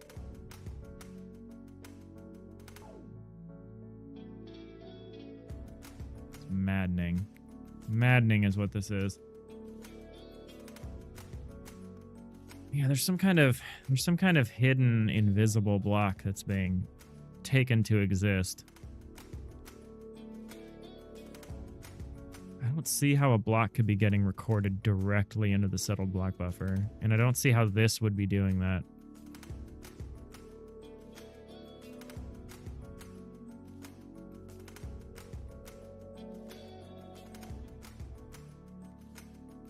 I think we might need more of a...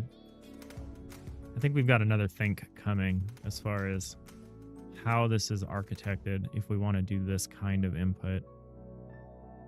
So what we've got here is not good.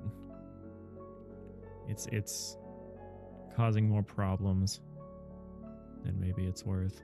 I still want to do it this way. I still like this idea of you build blocks by extrusion, or you build block structures by extrusion, but it actually doesn't work in a lot of cases. It doesn't work if you're doing like clipboard copy paste stuff. You can't do it that way.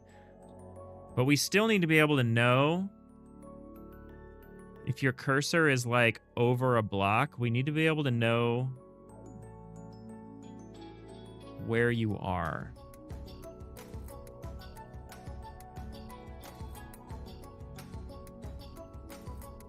But honestly, this might be a play mode only kind of system. We might actually need the block editor to work differently than the play mode, which I don't want. But I can't think of another way to do it right now. Arnio, you dropped a video of direct fire missiles on the Discord. You should stop fiddling with missiles for today now. That sounds good. Let's take a look. Just because I'm struggling pretty hard today. I knew I would be. I'm tired. I'm tired, and this is, I think we're kind of barking up the wrong tree here. All right, direct fire. Experimenting with direct fire missiles. They aren't very useful for intercepting enemy missiles yet, but they are pretty fun to play around with. You're supposed to rehaul the scanning targeting system. You ended up playing with missiles again. Having a hard time balancing missile behavior to a working version of what it should be. Slow, long-range strategic weapon that you have time to react to, but which will eventually hit you if you don't do anything about it. They've so far been too fast and scary, which makes them kind of fun, or too slow and not scary at all, but closer to what you originally imagined they should be. Yeah, you have the problem of, like, it's the rule of cool. All right, let's take a look at this. Man, your game is slick. So you're firing. Oh, so those missiles just like target an area. kind of neat. I do like your active scanner. Your little active scanner you show at the end. It's so cool. So just blop, blop, blop.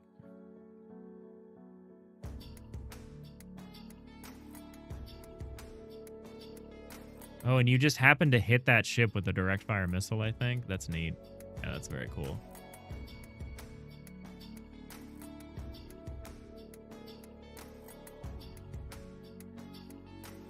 Yeah, I'm beginning to think that this cursor mapping system is a play mode. It's a play mode thing. I actually don't see how it's gonna work for at block editor time. Especially once you start thinking about instantiating scenes, like adding a little sub scene, which is like a something from your clipboard. I mean, it could still kind of work because it would be anchored to whatever surface the cursor is able to attach to. I really do like that because if we do something like that, then we don't need a block validity system. If we only allow the player, me, whoever, modder, player, whatever, if we only allow someone to add something to the block construct, if they're able to extend it off of something else, if we make that the requirement, then there's no way to build something that's invalid. And I like that a lot better than having to run a like flood fill style like block validity system, which I do not want to run. Even if we're only running it in edit mode.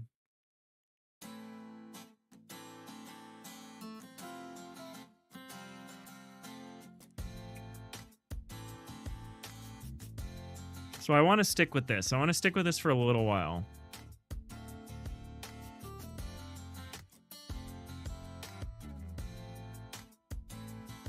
I'm, of course, at the phase where I've encountered any amount of resistance and I'm like rethinking my choices, but I think this is still the right choice.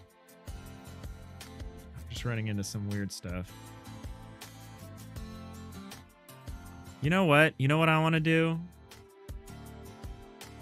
I want to like figure out, I want to like debug.writeLine.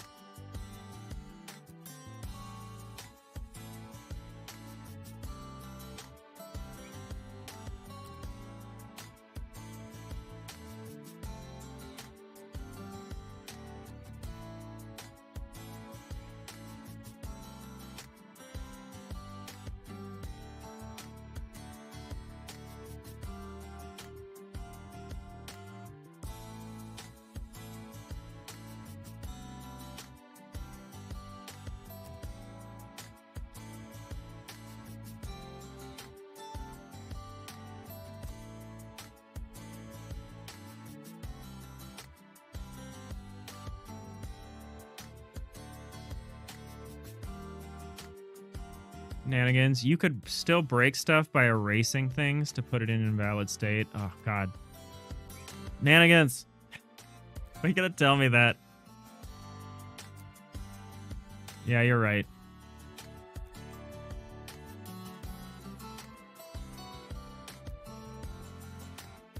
How does the system currently handle if you place a door in the center of a solid 3x3 area of wall? Where does it even let you place a solid 3x3 area of wall? Currently, it does. And currently, it would just... Well, I say currently. But the way the system was written is that it would switch to an invalid door sprite. So it would switch to a sprite that, like, shows that it's not valid. No, you're right. You're right. I didn't think about erase. Because I would need to have a system that could, like, tell if you were about to erase something crucial. All right, this is... I think we're going to shelve this system for play mode. Because I think this system will work correctly in play mode. Because in play mode, you can't do things like that. You can't erase stuff or place stuff. I mean, you could destroy something, but that's neither here nor there. Like, there's no... In play mode, there is no reason to select something that doesn't exist. But yeah, I think in edit mode, we're going to have to go back to the way it used to work. Okay.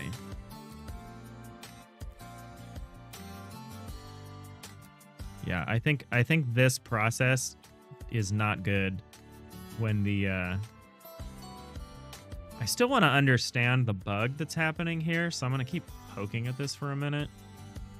Because I don't understand how we're adding a block that doesn't exist. That's the thing that, like, I don't understand how we could possibly be doing this. But yeah, you're right. You're right. That's fine. You try stuff. Doesn't always work.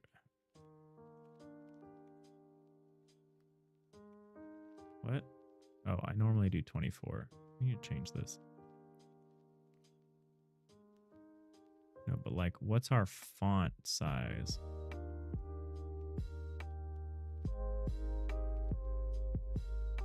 Size is 24, right? Whoa.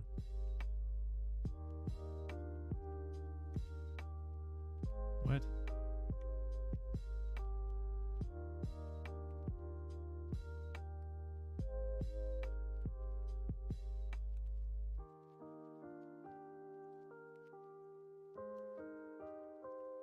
Maybe I don't know how this works.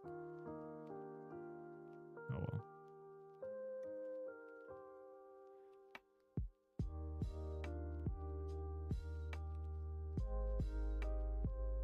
Arneo, building a thing block by block could be kind of frustrating if thing you're building is a complex starship. That is true. That is true. You still wouldn't need to do it block by block. You could do it click drag. You would just need to drag off of something that's like valid. But yeah, as Arneo mentioned, the ability to erase defeats the purpose of, or at least defeats one of the main advantages of requiring it to be built this way. Yeah, we're just going to go back to the old way, where your scroll wheel locks the Z level. And then when we actually get to play mode, we can try to get this system working again.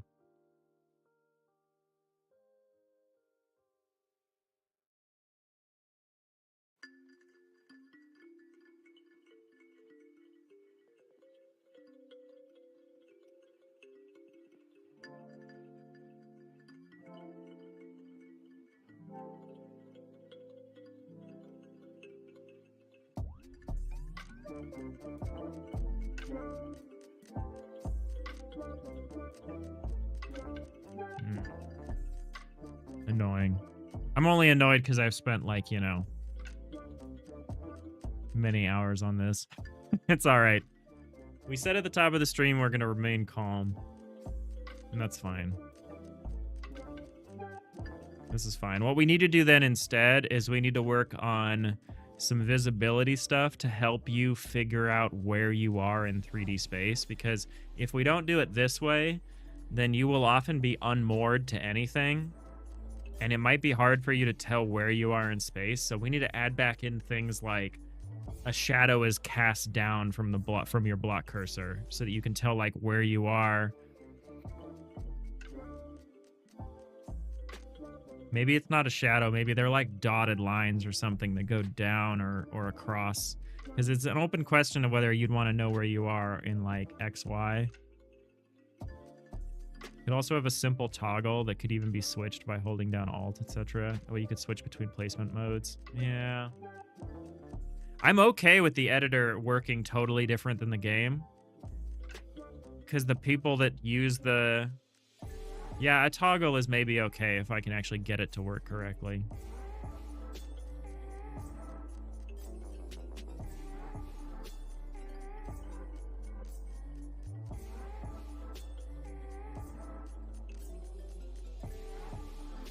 Yeah, we'll start rolling stuff back in a second. We have like another hour for the stream, so there's plenty of time to roll stuff back and hopefully get back to where we were. I do wanna like dig into this like ghost block thing. It's driving me insane.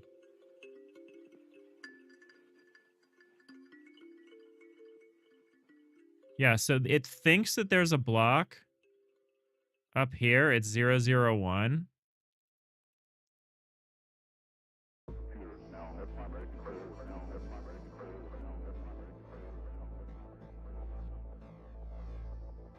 And in fact, why is 000 being printed out here?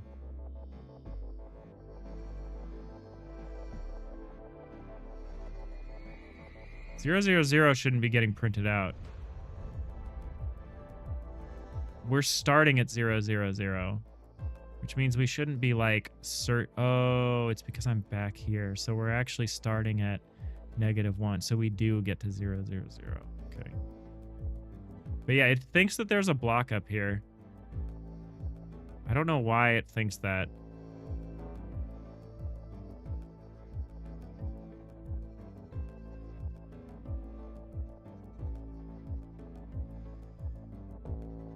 Kind of weird.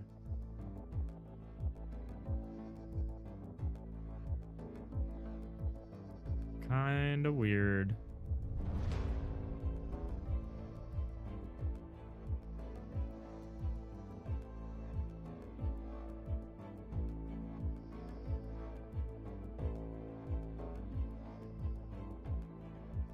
Is the sculpting system like erroneously reporting that we need to sync the buffer changes?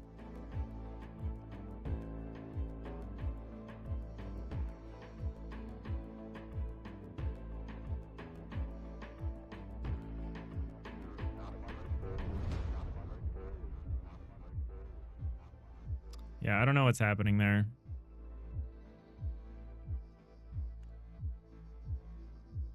Oh man, we gotta change a bunch of stuff back.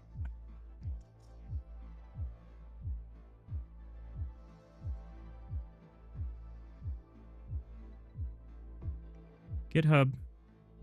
GitHub time.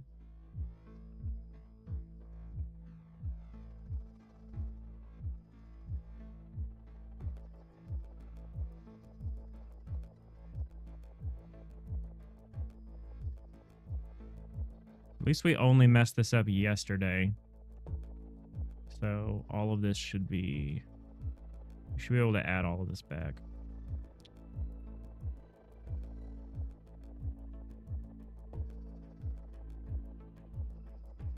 Toss a quick console log or debug it. That's what I'm doing. I'm console logging it, and that's how I see that it's there. But it shouldn't be. And I don't know how it's being made. I think what's happening is I'm clicking once.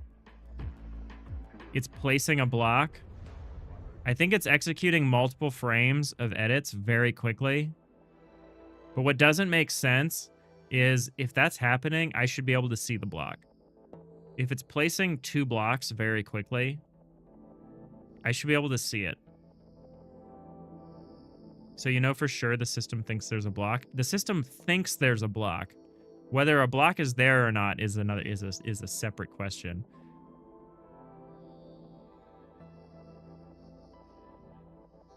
I think what might be happening is it's not a double click, but it's like reading. And actually, this shouldn't be possible, but maybe I changed some stuff. Oh, I know exactly what's happening. It's doing like a double placement really quickly, and it's because I removed a safety feature from the input handler that is designed to prevent that. I didn't remove it, I modified it. So yeah, I think what's happening is I'm clicking once, it's placing a block, and then the immediate next frame is placing a block on top of that block. And then the mystery is, well, why is that block that's being placed on top of the other block, why is that block not being drawn? That's a separate mystery that, like, I don't understand how that could happen, but that's fine. We're going to do some rollback. We're going to add the safeties. Let's not even worry about it. Let's not even worry about it. Let's just roll back a few of these files.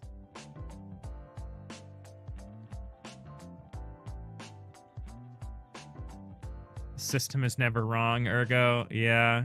Well, more specifically, it was made by the ancients. More specifically, the program will always do what it was told to do. It might not have been what you meant for it to do, but it will always do what you told it to do. Or what it was told to do. Maybe it's not what you told. There could be an engine bug somewhere. But it will always do what it was told to do.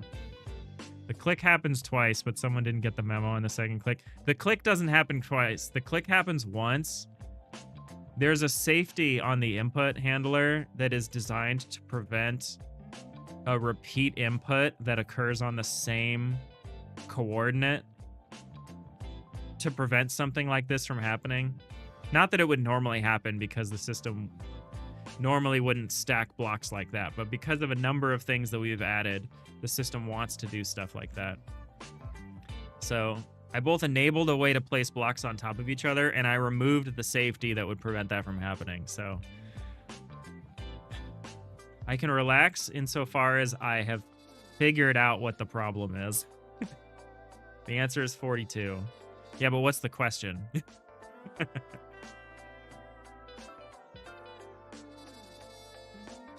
All right, we're heading into another ad. I'm going to take a quick bio break, and then we will fix this over the last, like, hour of the stream. We'll fix it.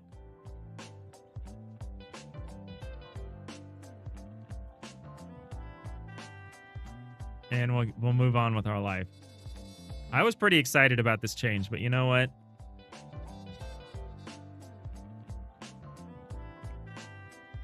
Sometimes it's just not worth it.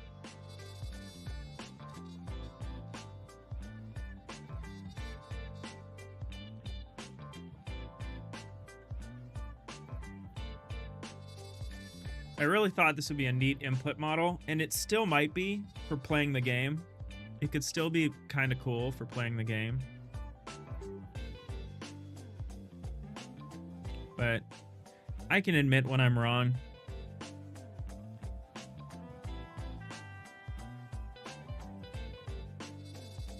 Sorry, 41 plus 1. I think you mean 41.99 repeating. That's programming, yeah. Best laid plans. All right, we're in an ad. I'll be back in a few minutes. Thank you all for hanging out. I hope you're all having a more productive day than me. Verb.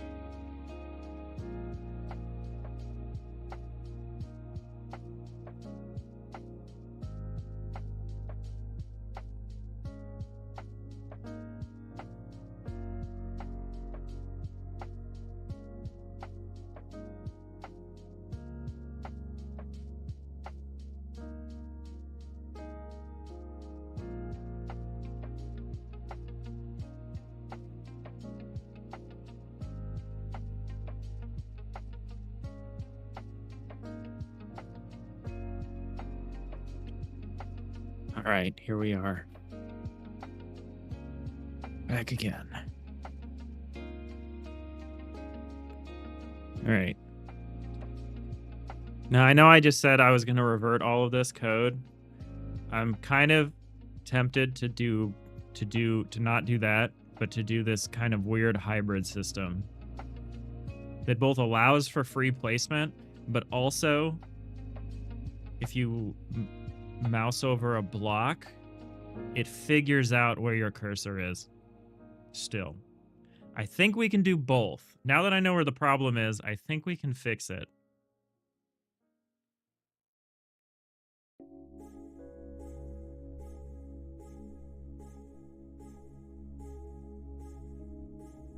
Are we done for today? No, not at all, Fusionist. I think we'll be going for maybe about a little less than an hour. Maybe an hour or so. We're still chilling. How's it going? We've been struggling with the bug, and I think we just discovered its root cause. It's a really brutal bug with the new system I'm trying to write. And we almost gave up, but I think we're gonna make one more attempt here. Chilling, just crunching your progress. Yeah, your stuff was looking good the other day when I tuned in. Monday, I think.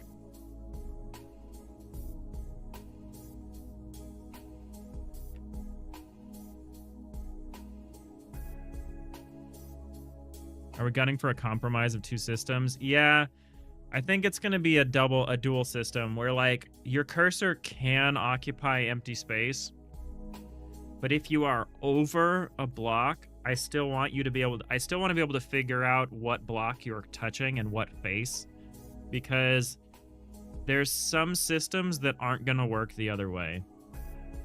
Like I'm thinking about the cutaway coordinates, like how we cut away rooms so that you can see inside other rooms.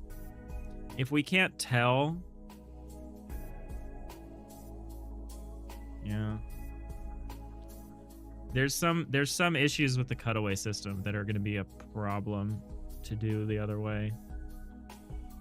Now I'm just trying to like wrap my brain around it, because for the cutaway system, a block knows what rooms it's a part of. Block is aware of the rooms that it belongs to, which also includes when a block is a floor or a wall. So a floor piece belongs to two rooms.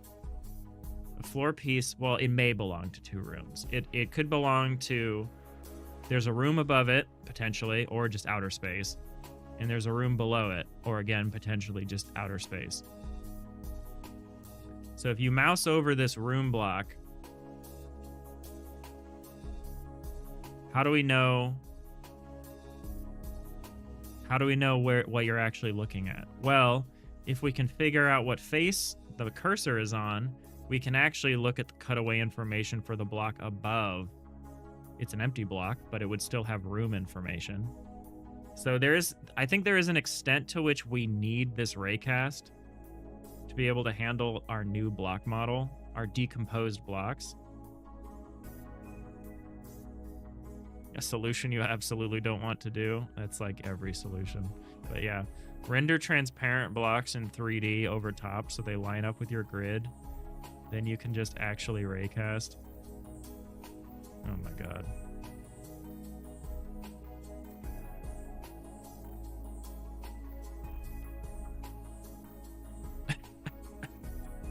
That's the craziest solution.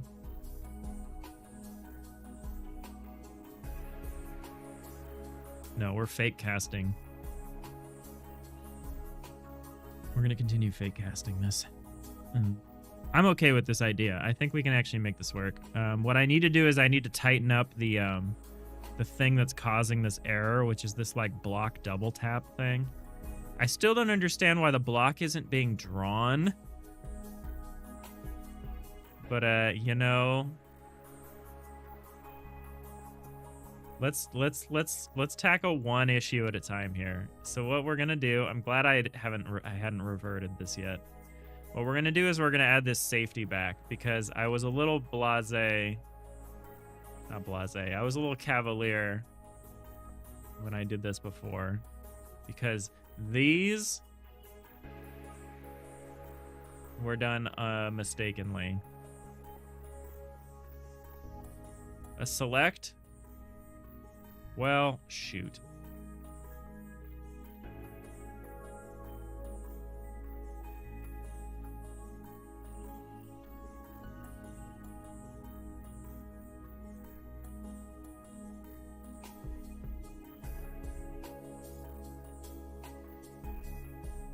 Actually, this double block thing shouldn't be able to happen. Maybe there's somewhere else that this is happening. So the thing that shouldn't be able to happen. So we go through our block placement, begin the placement, prior coordinates, prior bounds.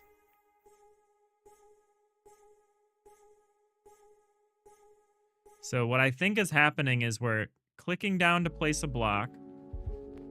The block at 0, 0 is being made, but the cursor mapping system is like, oh, there's a block at 0, 0 now.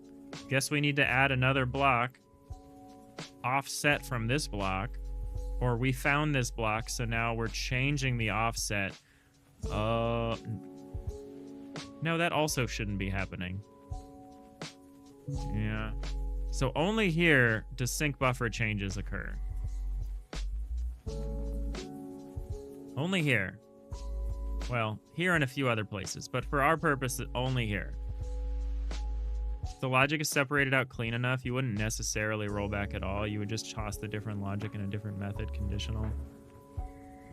Well, I was gonna roll back to just abandon this fake casting thing, but I think we want to use it. I wasn't gonna delete my system. I was just gonna roll back the related code so that we can carry on the way that we're currently working. But I think I still want to make this happen. I think I still want to push through. I think we have identified somehow what's happening. I don't totally understand how it's happening, but that's a bug, right? That's what bugs are made of. If I knew exactly how it was happening, I could prevent it. But I think I know what's happening, which is a step in the right direction.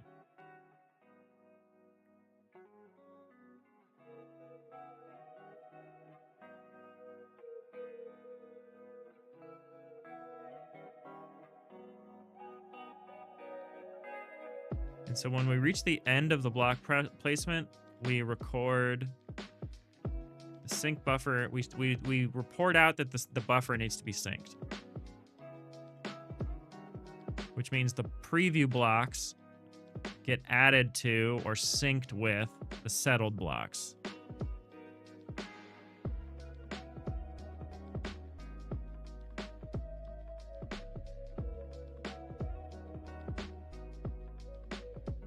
And somehow during that process, we're getting fed this invisible extra block that only exists in the settled blocks, it seems. If it existed in the preview blocks, we would see it because it would be getting rendered. But it seems to only exist as this kind of result of the action we're taking, which is super weird. Super duper weird. You could try explaining what's happening to a dog or a 5-year-old. Sometimes that helps. Yeah, that does help. You're gonna head out. You had a bad freezing rainstorm yesterday. It's been warmer today and thawing out. I'm gonna get any remnants scraped up before it freezes. Good luck. Best of luck with the placement bug. Thanks. Take it easy, Nanigans.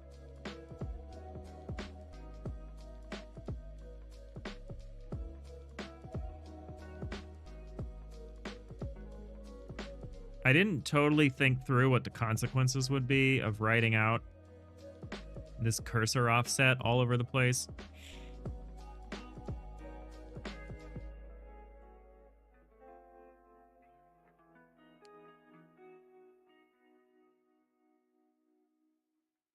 And I think it's having a negative effect on some things.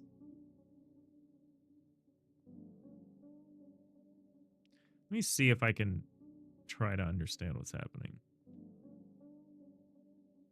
So yeah, we have this one preview block.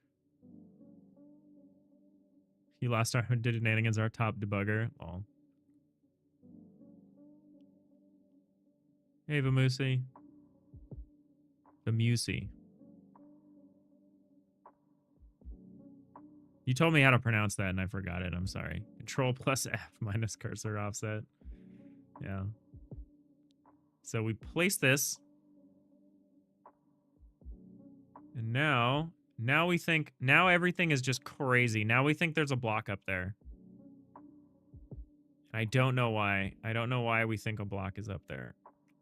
And I bet if I do this, I can replicate it the other way. No stress. Right. Vamuse. Vamuse. Okay, thank you. Sorry. How's it been? It's been a minute. Okay, now we're gonna try to do it here. Bop. And now I bet there's a ghost. Yep, there's a ghost invisible block here. So this is what's happening. So the system actually kind of works. Like as far as like the detector for like where the block offset is, this is totally working, but the system is injecting this invisible block. It looks like it's only happening when we place an initial block. Let's see if that's true. So is there another? Oh, no, there's another of these. Oh, the invisible block has actually moved. Oh, this is worse than I thought then.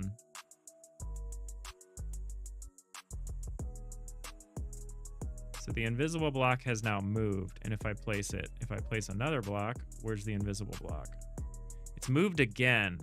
Okay, so there's something weird happening here. It actually might be different than what I suspect.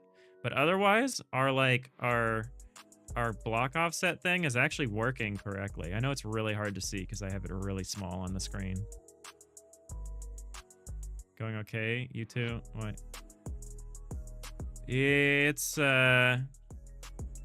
we've been struggling with a bug for the last few days. Or not a bug, but I've introduced this like fake raycasting system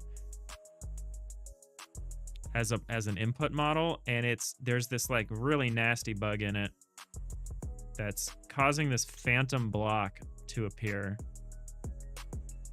I say appear, but it actually isn't appearing. I also can't get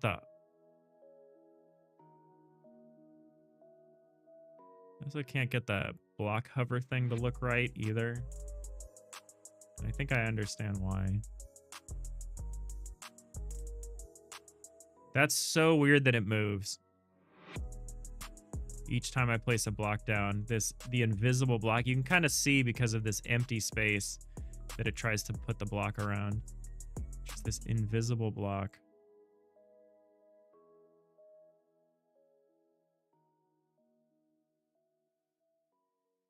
Now where's the invisible block? Okay, now it's here. Interesting. Yeah.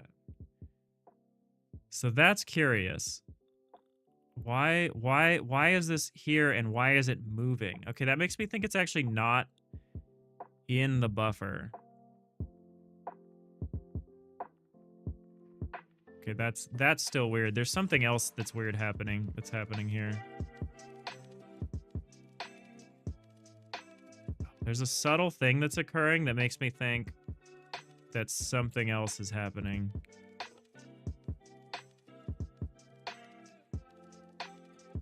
Oh, I know why it's happening.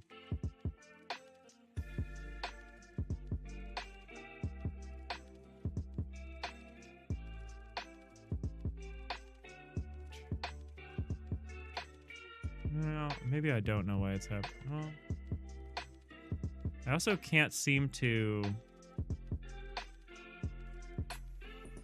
manage this. Oh, this needs to not be clamped. There's a value here that can't be clamped or it's not going to work.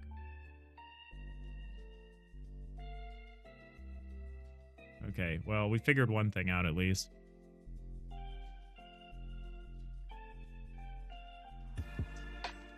What have you tried in terms of debugging? Oh, we've debugged all sorts of stuff.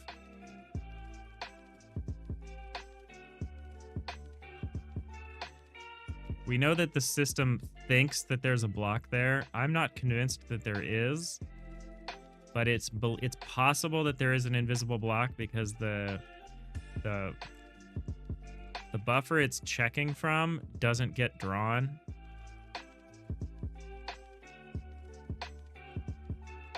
The origin block moves weird to you. What's the idea of it moving? No, there's this invisible block that is moving, which is weird because it's this invisible block that is there. And then when you place another block, it's somewhere else, which does make me think that it is coupled to the block placement, but it also makes me think that there's something else happening. Very strange, very strange. Hey, still needs work. Thank you so much for the sub. 21 months. That's crazy on a 21-month streak. I really appreciate that. How's your year been so far?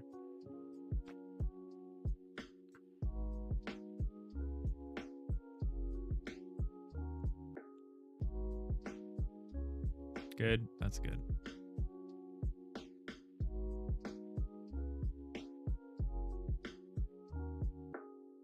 How am I doing today?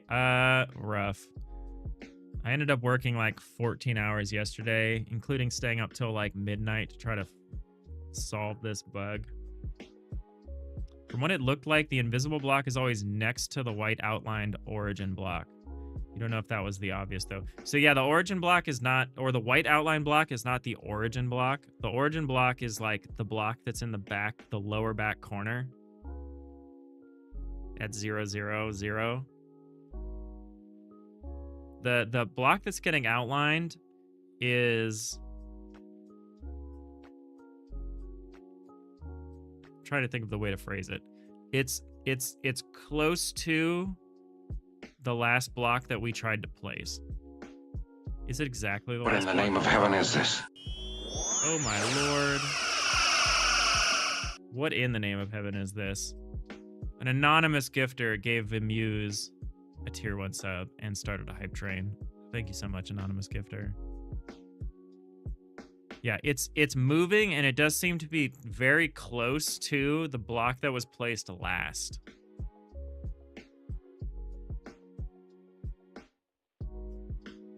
So something is happening there.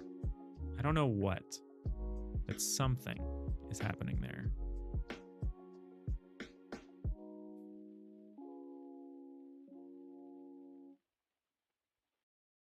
Thank you so much, anonymous gifter. Really appreciate it.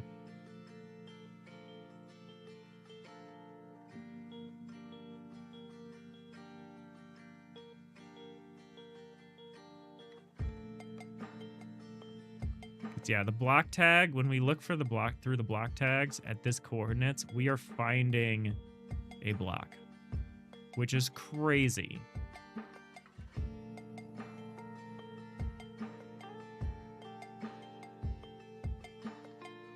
It means that the block is getting placed in such a way that it's only reflected in the settled block buffer, not in the preview block buffer, which should be impossible.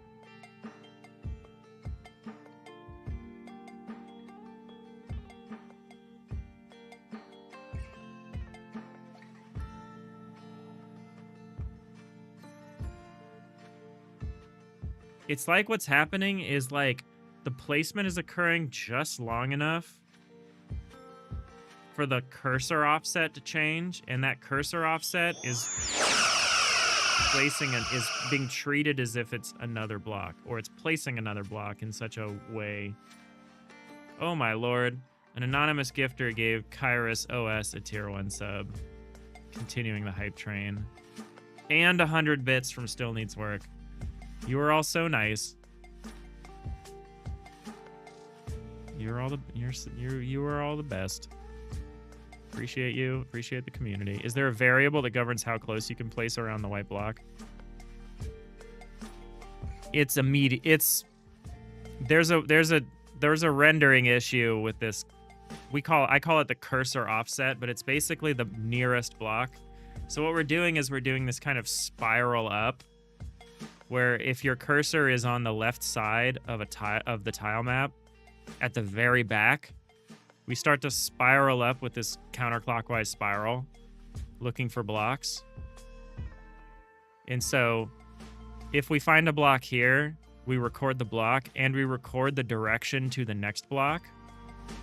And so that the white outline is whatever the last block is that we found.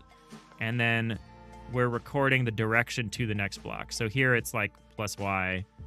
The next one after this is plus X. And then now it's plus Z. And then now we're back to plus Y. If we go clockwise, it goes the other way. It goes, or if we're on the right side of the tile, it spirals in a clockwise way. This all seems to be fine. There's something happening very quickly right around the time that a block is getting placed. I think it has to do with the fact that I've removed some safeties from the input handler to prevent duplicate actions coming through very quickly. So I think what's happening is that multiple instructions are coming through to place a block for the same location, but the cursor offset is jumping to the next location, even though the cursor coords are the same, like where the cursor actually is hasn't changed. And I think it's that multiple blocks are being placed. What doesn't make sense to me is why we can't see them. But I can live with that because it shouldn't be happening. So I just need to stop that. I need to stop the ability to place multiple blocks in the same place in one action. Or not in the same place, but have this quick, like, I place a block, then I instantly place another block on top of it. But for some reason, that block that's being placed on top of it isn't being rendered. The thing that's crazy about this is how that block moves. That's the thing we were watching when I was debugging it, is whenever you place a new block, that quote-unquote invisible block is moving. Oh, I know why it's moving. It's because the preview block buffer is syncing with the settled block buffer. So the erroneous blocks from before are getting erased because they don't exist in the preview block buffer. That's why the invisible block is moving every time we place a block. So yeah, there's just like a double tap happening, and it's happening in this crazy way that doesn't get drawn. This makes sense. I hope it makes sense to somebody. It's kind of logic was impeccable, Captain. I'm getting like, we're getting a little Pepe Sylvia here. But I think that something like that is happening. I've misplaced my water. That is sad. Okay. My mind is a raging torrent filled with rivulets of thought careening through a sea of possibility.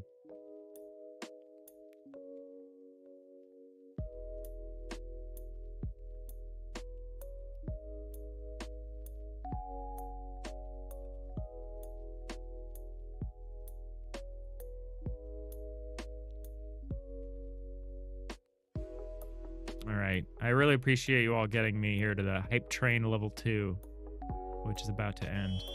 Oh my lord. An anonymous gifter just gave Smooth into second a tier 1 sub. Anonymous gifter, you are out of control. You're out of control.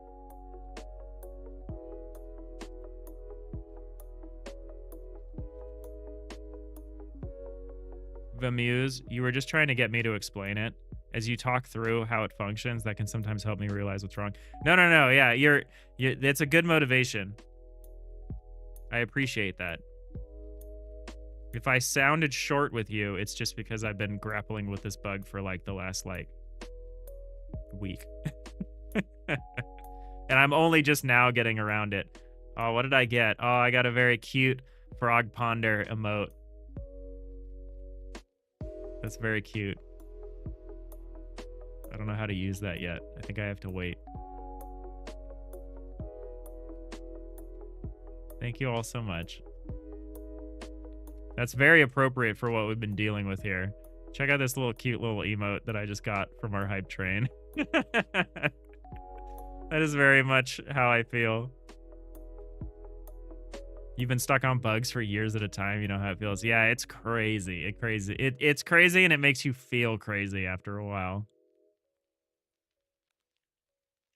But I think we're I think we're getting close. There's aspects of it I don't understand. Like, I don't understand how... Oh, you know what's happening? I actually do know how this is happening. It's the reveal blocks function. So the block is being placed and then immediately revealed. It's being placed, then it's being synced, and then it's being erased from the preview, but not from the subtle block buffer. It's like... It's going through. Sorry for whatever horrible sound that made. But I think I understand exactly what's happening. Breakpoints can be helpful, and except for stuff that happens like every single frame. A breakpoint could maybe be helpful now that I know exactly where to look.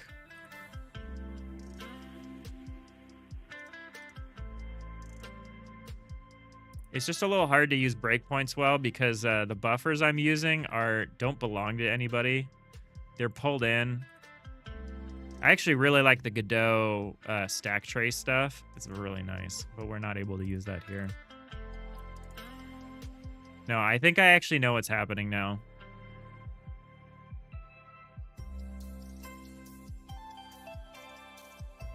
But yeah, I've definitely run into problems where, like, you just get exhausted from the breakpoint because you're like, oh, time to hit continue. Oh, time to hit continue. Oh. But no, I think I know what's happening. This is my fault because there are all these structures that were based off of the previous. I mean, obviously it's my fault, but there are all these structures that were based off of the previous cursor coords that we're using, and now I've substituted in a different set of cursor coords. But I haven't really thought through the impact on all of these old systems. I honestly should probably rewrite part of this sculpting system to account for this rather than just try to just tape on this new method. But I think I understand what's happening now. And I think we can get around it. Whew. I am mentally exhausted from that. I mean, I'm also mentally exhausted from just the last few days. I'm trying to be good because it's a new year. I'm trying to, like, maintain my, like, Dave works 60 hours a week. Working 60 hours a week is hard. But I've already done... Let me see how many hours I've already worked. It's like midday Wednesday. Let's do some math. I'm going to round down.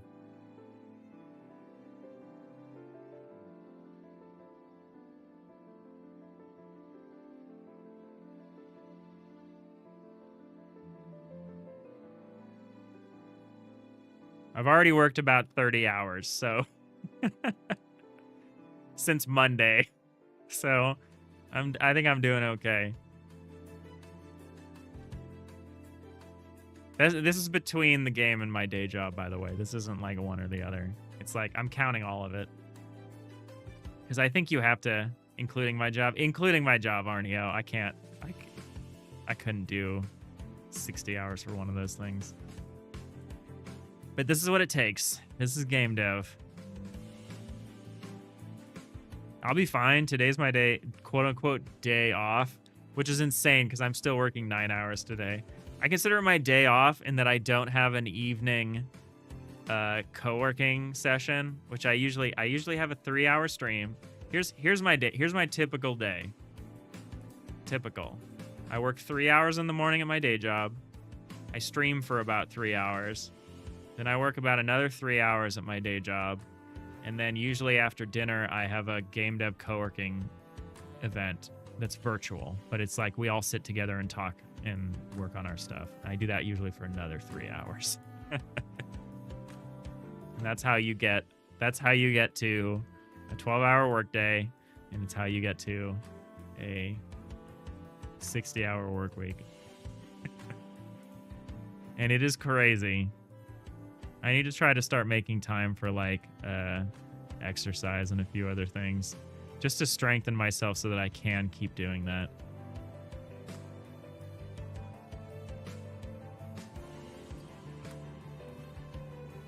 But yeah, thank you all so much. We completed our hype train at level 2.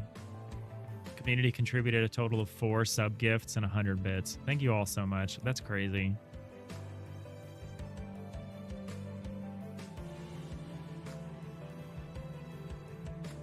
Every time I think I'm like reaching some kind of breaking point, y'all are right there. Y'all are right there with me. Really appreciate it. Where do I sit? It's an interesting question.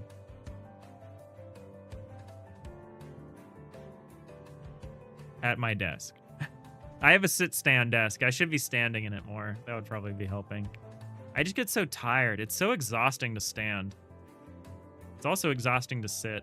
I just need more movement in my life, I think.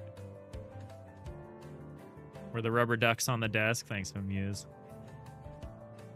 Like in a virtual space. Oh, where do we sit for like our co-working? It depends. Depends. I'm part of a couple different game dev groups.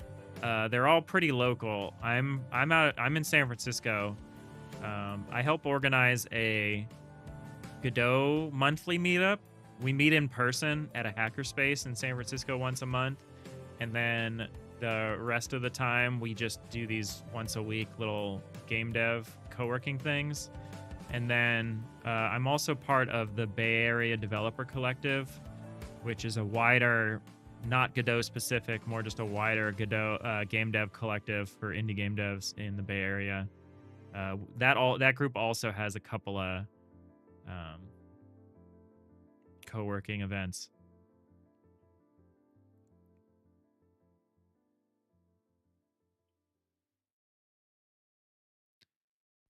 Wait, you're in SF? That's wild. You're in San Jose. Muse, I am from San Jose. I've been up here since about, I've been up here for about the last 15, 20 years, though. Small world. I know, it's crazy. So crazy.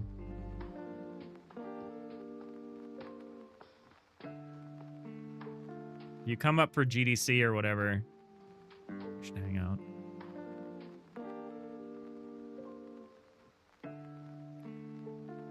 Yeah, it is a truly small world, huh? All right, I'm out of steam. If it's not obvious, I'm like completely mentally exhausted. But I think we figured it out. I think we identified what's happening, how it's happening, and that's huge. That's like, I don't even care about fixing the bug. To me, the hard part is figuring out what's going on that I'm not anticipating. So I think we'll have no problem fixing the bug tomorrow. Man, the ticket prices for GDC went up. Oh, don't buy a GDC ticket. Just take the Caltrain up and hang out in Yerba Buena Park. That's what the cool kids do. Yeah. It sounds like there's going to be more like events around the city. I would bet a lot of people are not getting a ticket this year. I'm not. For the first time in forever. My first GDC was in 2008. And I've missed a number of years.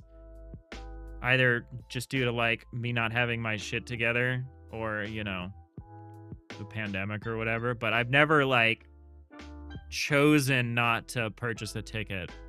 But I don't think I'm doing it this year. I'm kind of annoyed at their whole deal, their rebrand.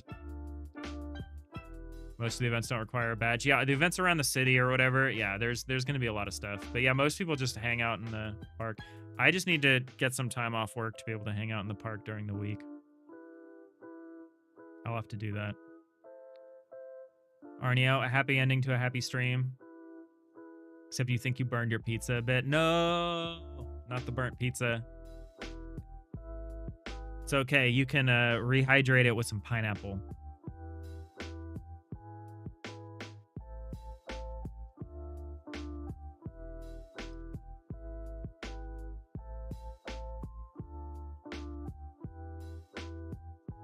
Maybe you'll see me there. Yeah. Yeah. That'd be cool. I don't know if you're in the Discord, but if you are, I'll probably do some little community coordinating stuff for anyone who's like local to Bay. I don't know how many people are. Oh, good, you are. Okay, yeah. I'll be sure to like put my plans in there for GDC.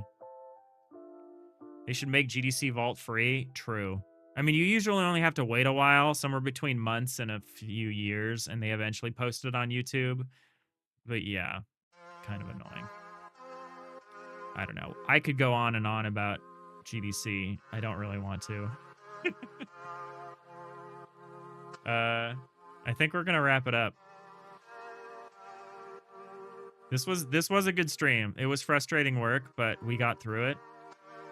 So again, thank you all so much for watching and for your contributions and stuff, and just thank you for being a friend. I hope you all have a great rest of your day. I'll be back tomorrow and we will slay this bug. Now that we've found it, we found the bug, we found the dragon in its dank cave. We are gonna go in there and we will fight valiantly and slay the beast. As my old math teacher always said, you gotta slay the dragon. Long rest before big fight. Exactly. Let's get a long rest. Let's get our spell slots back. I might commune with my what is it the warlocks have? My like benefactor.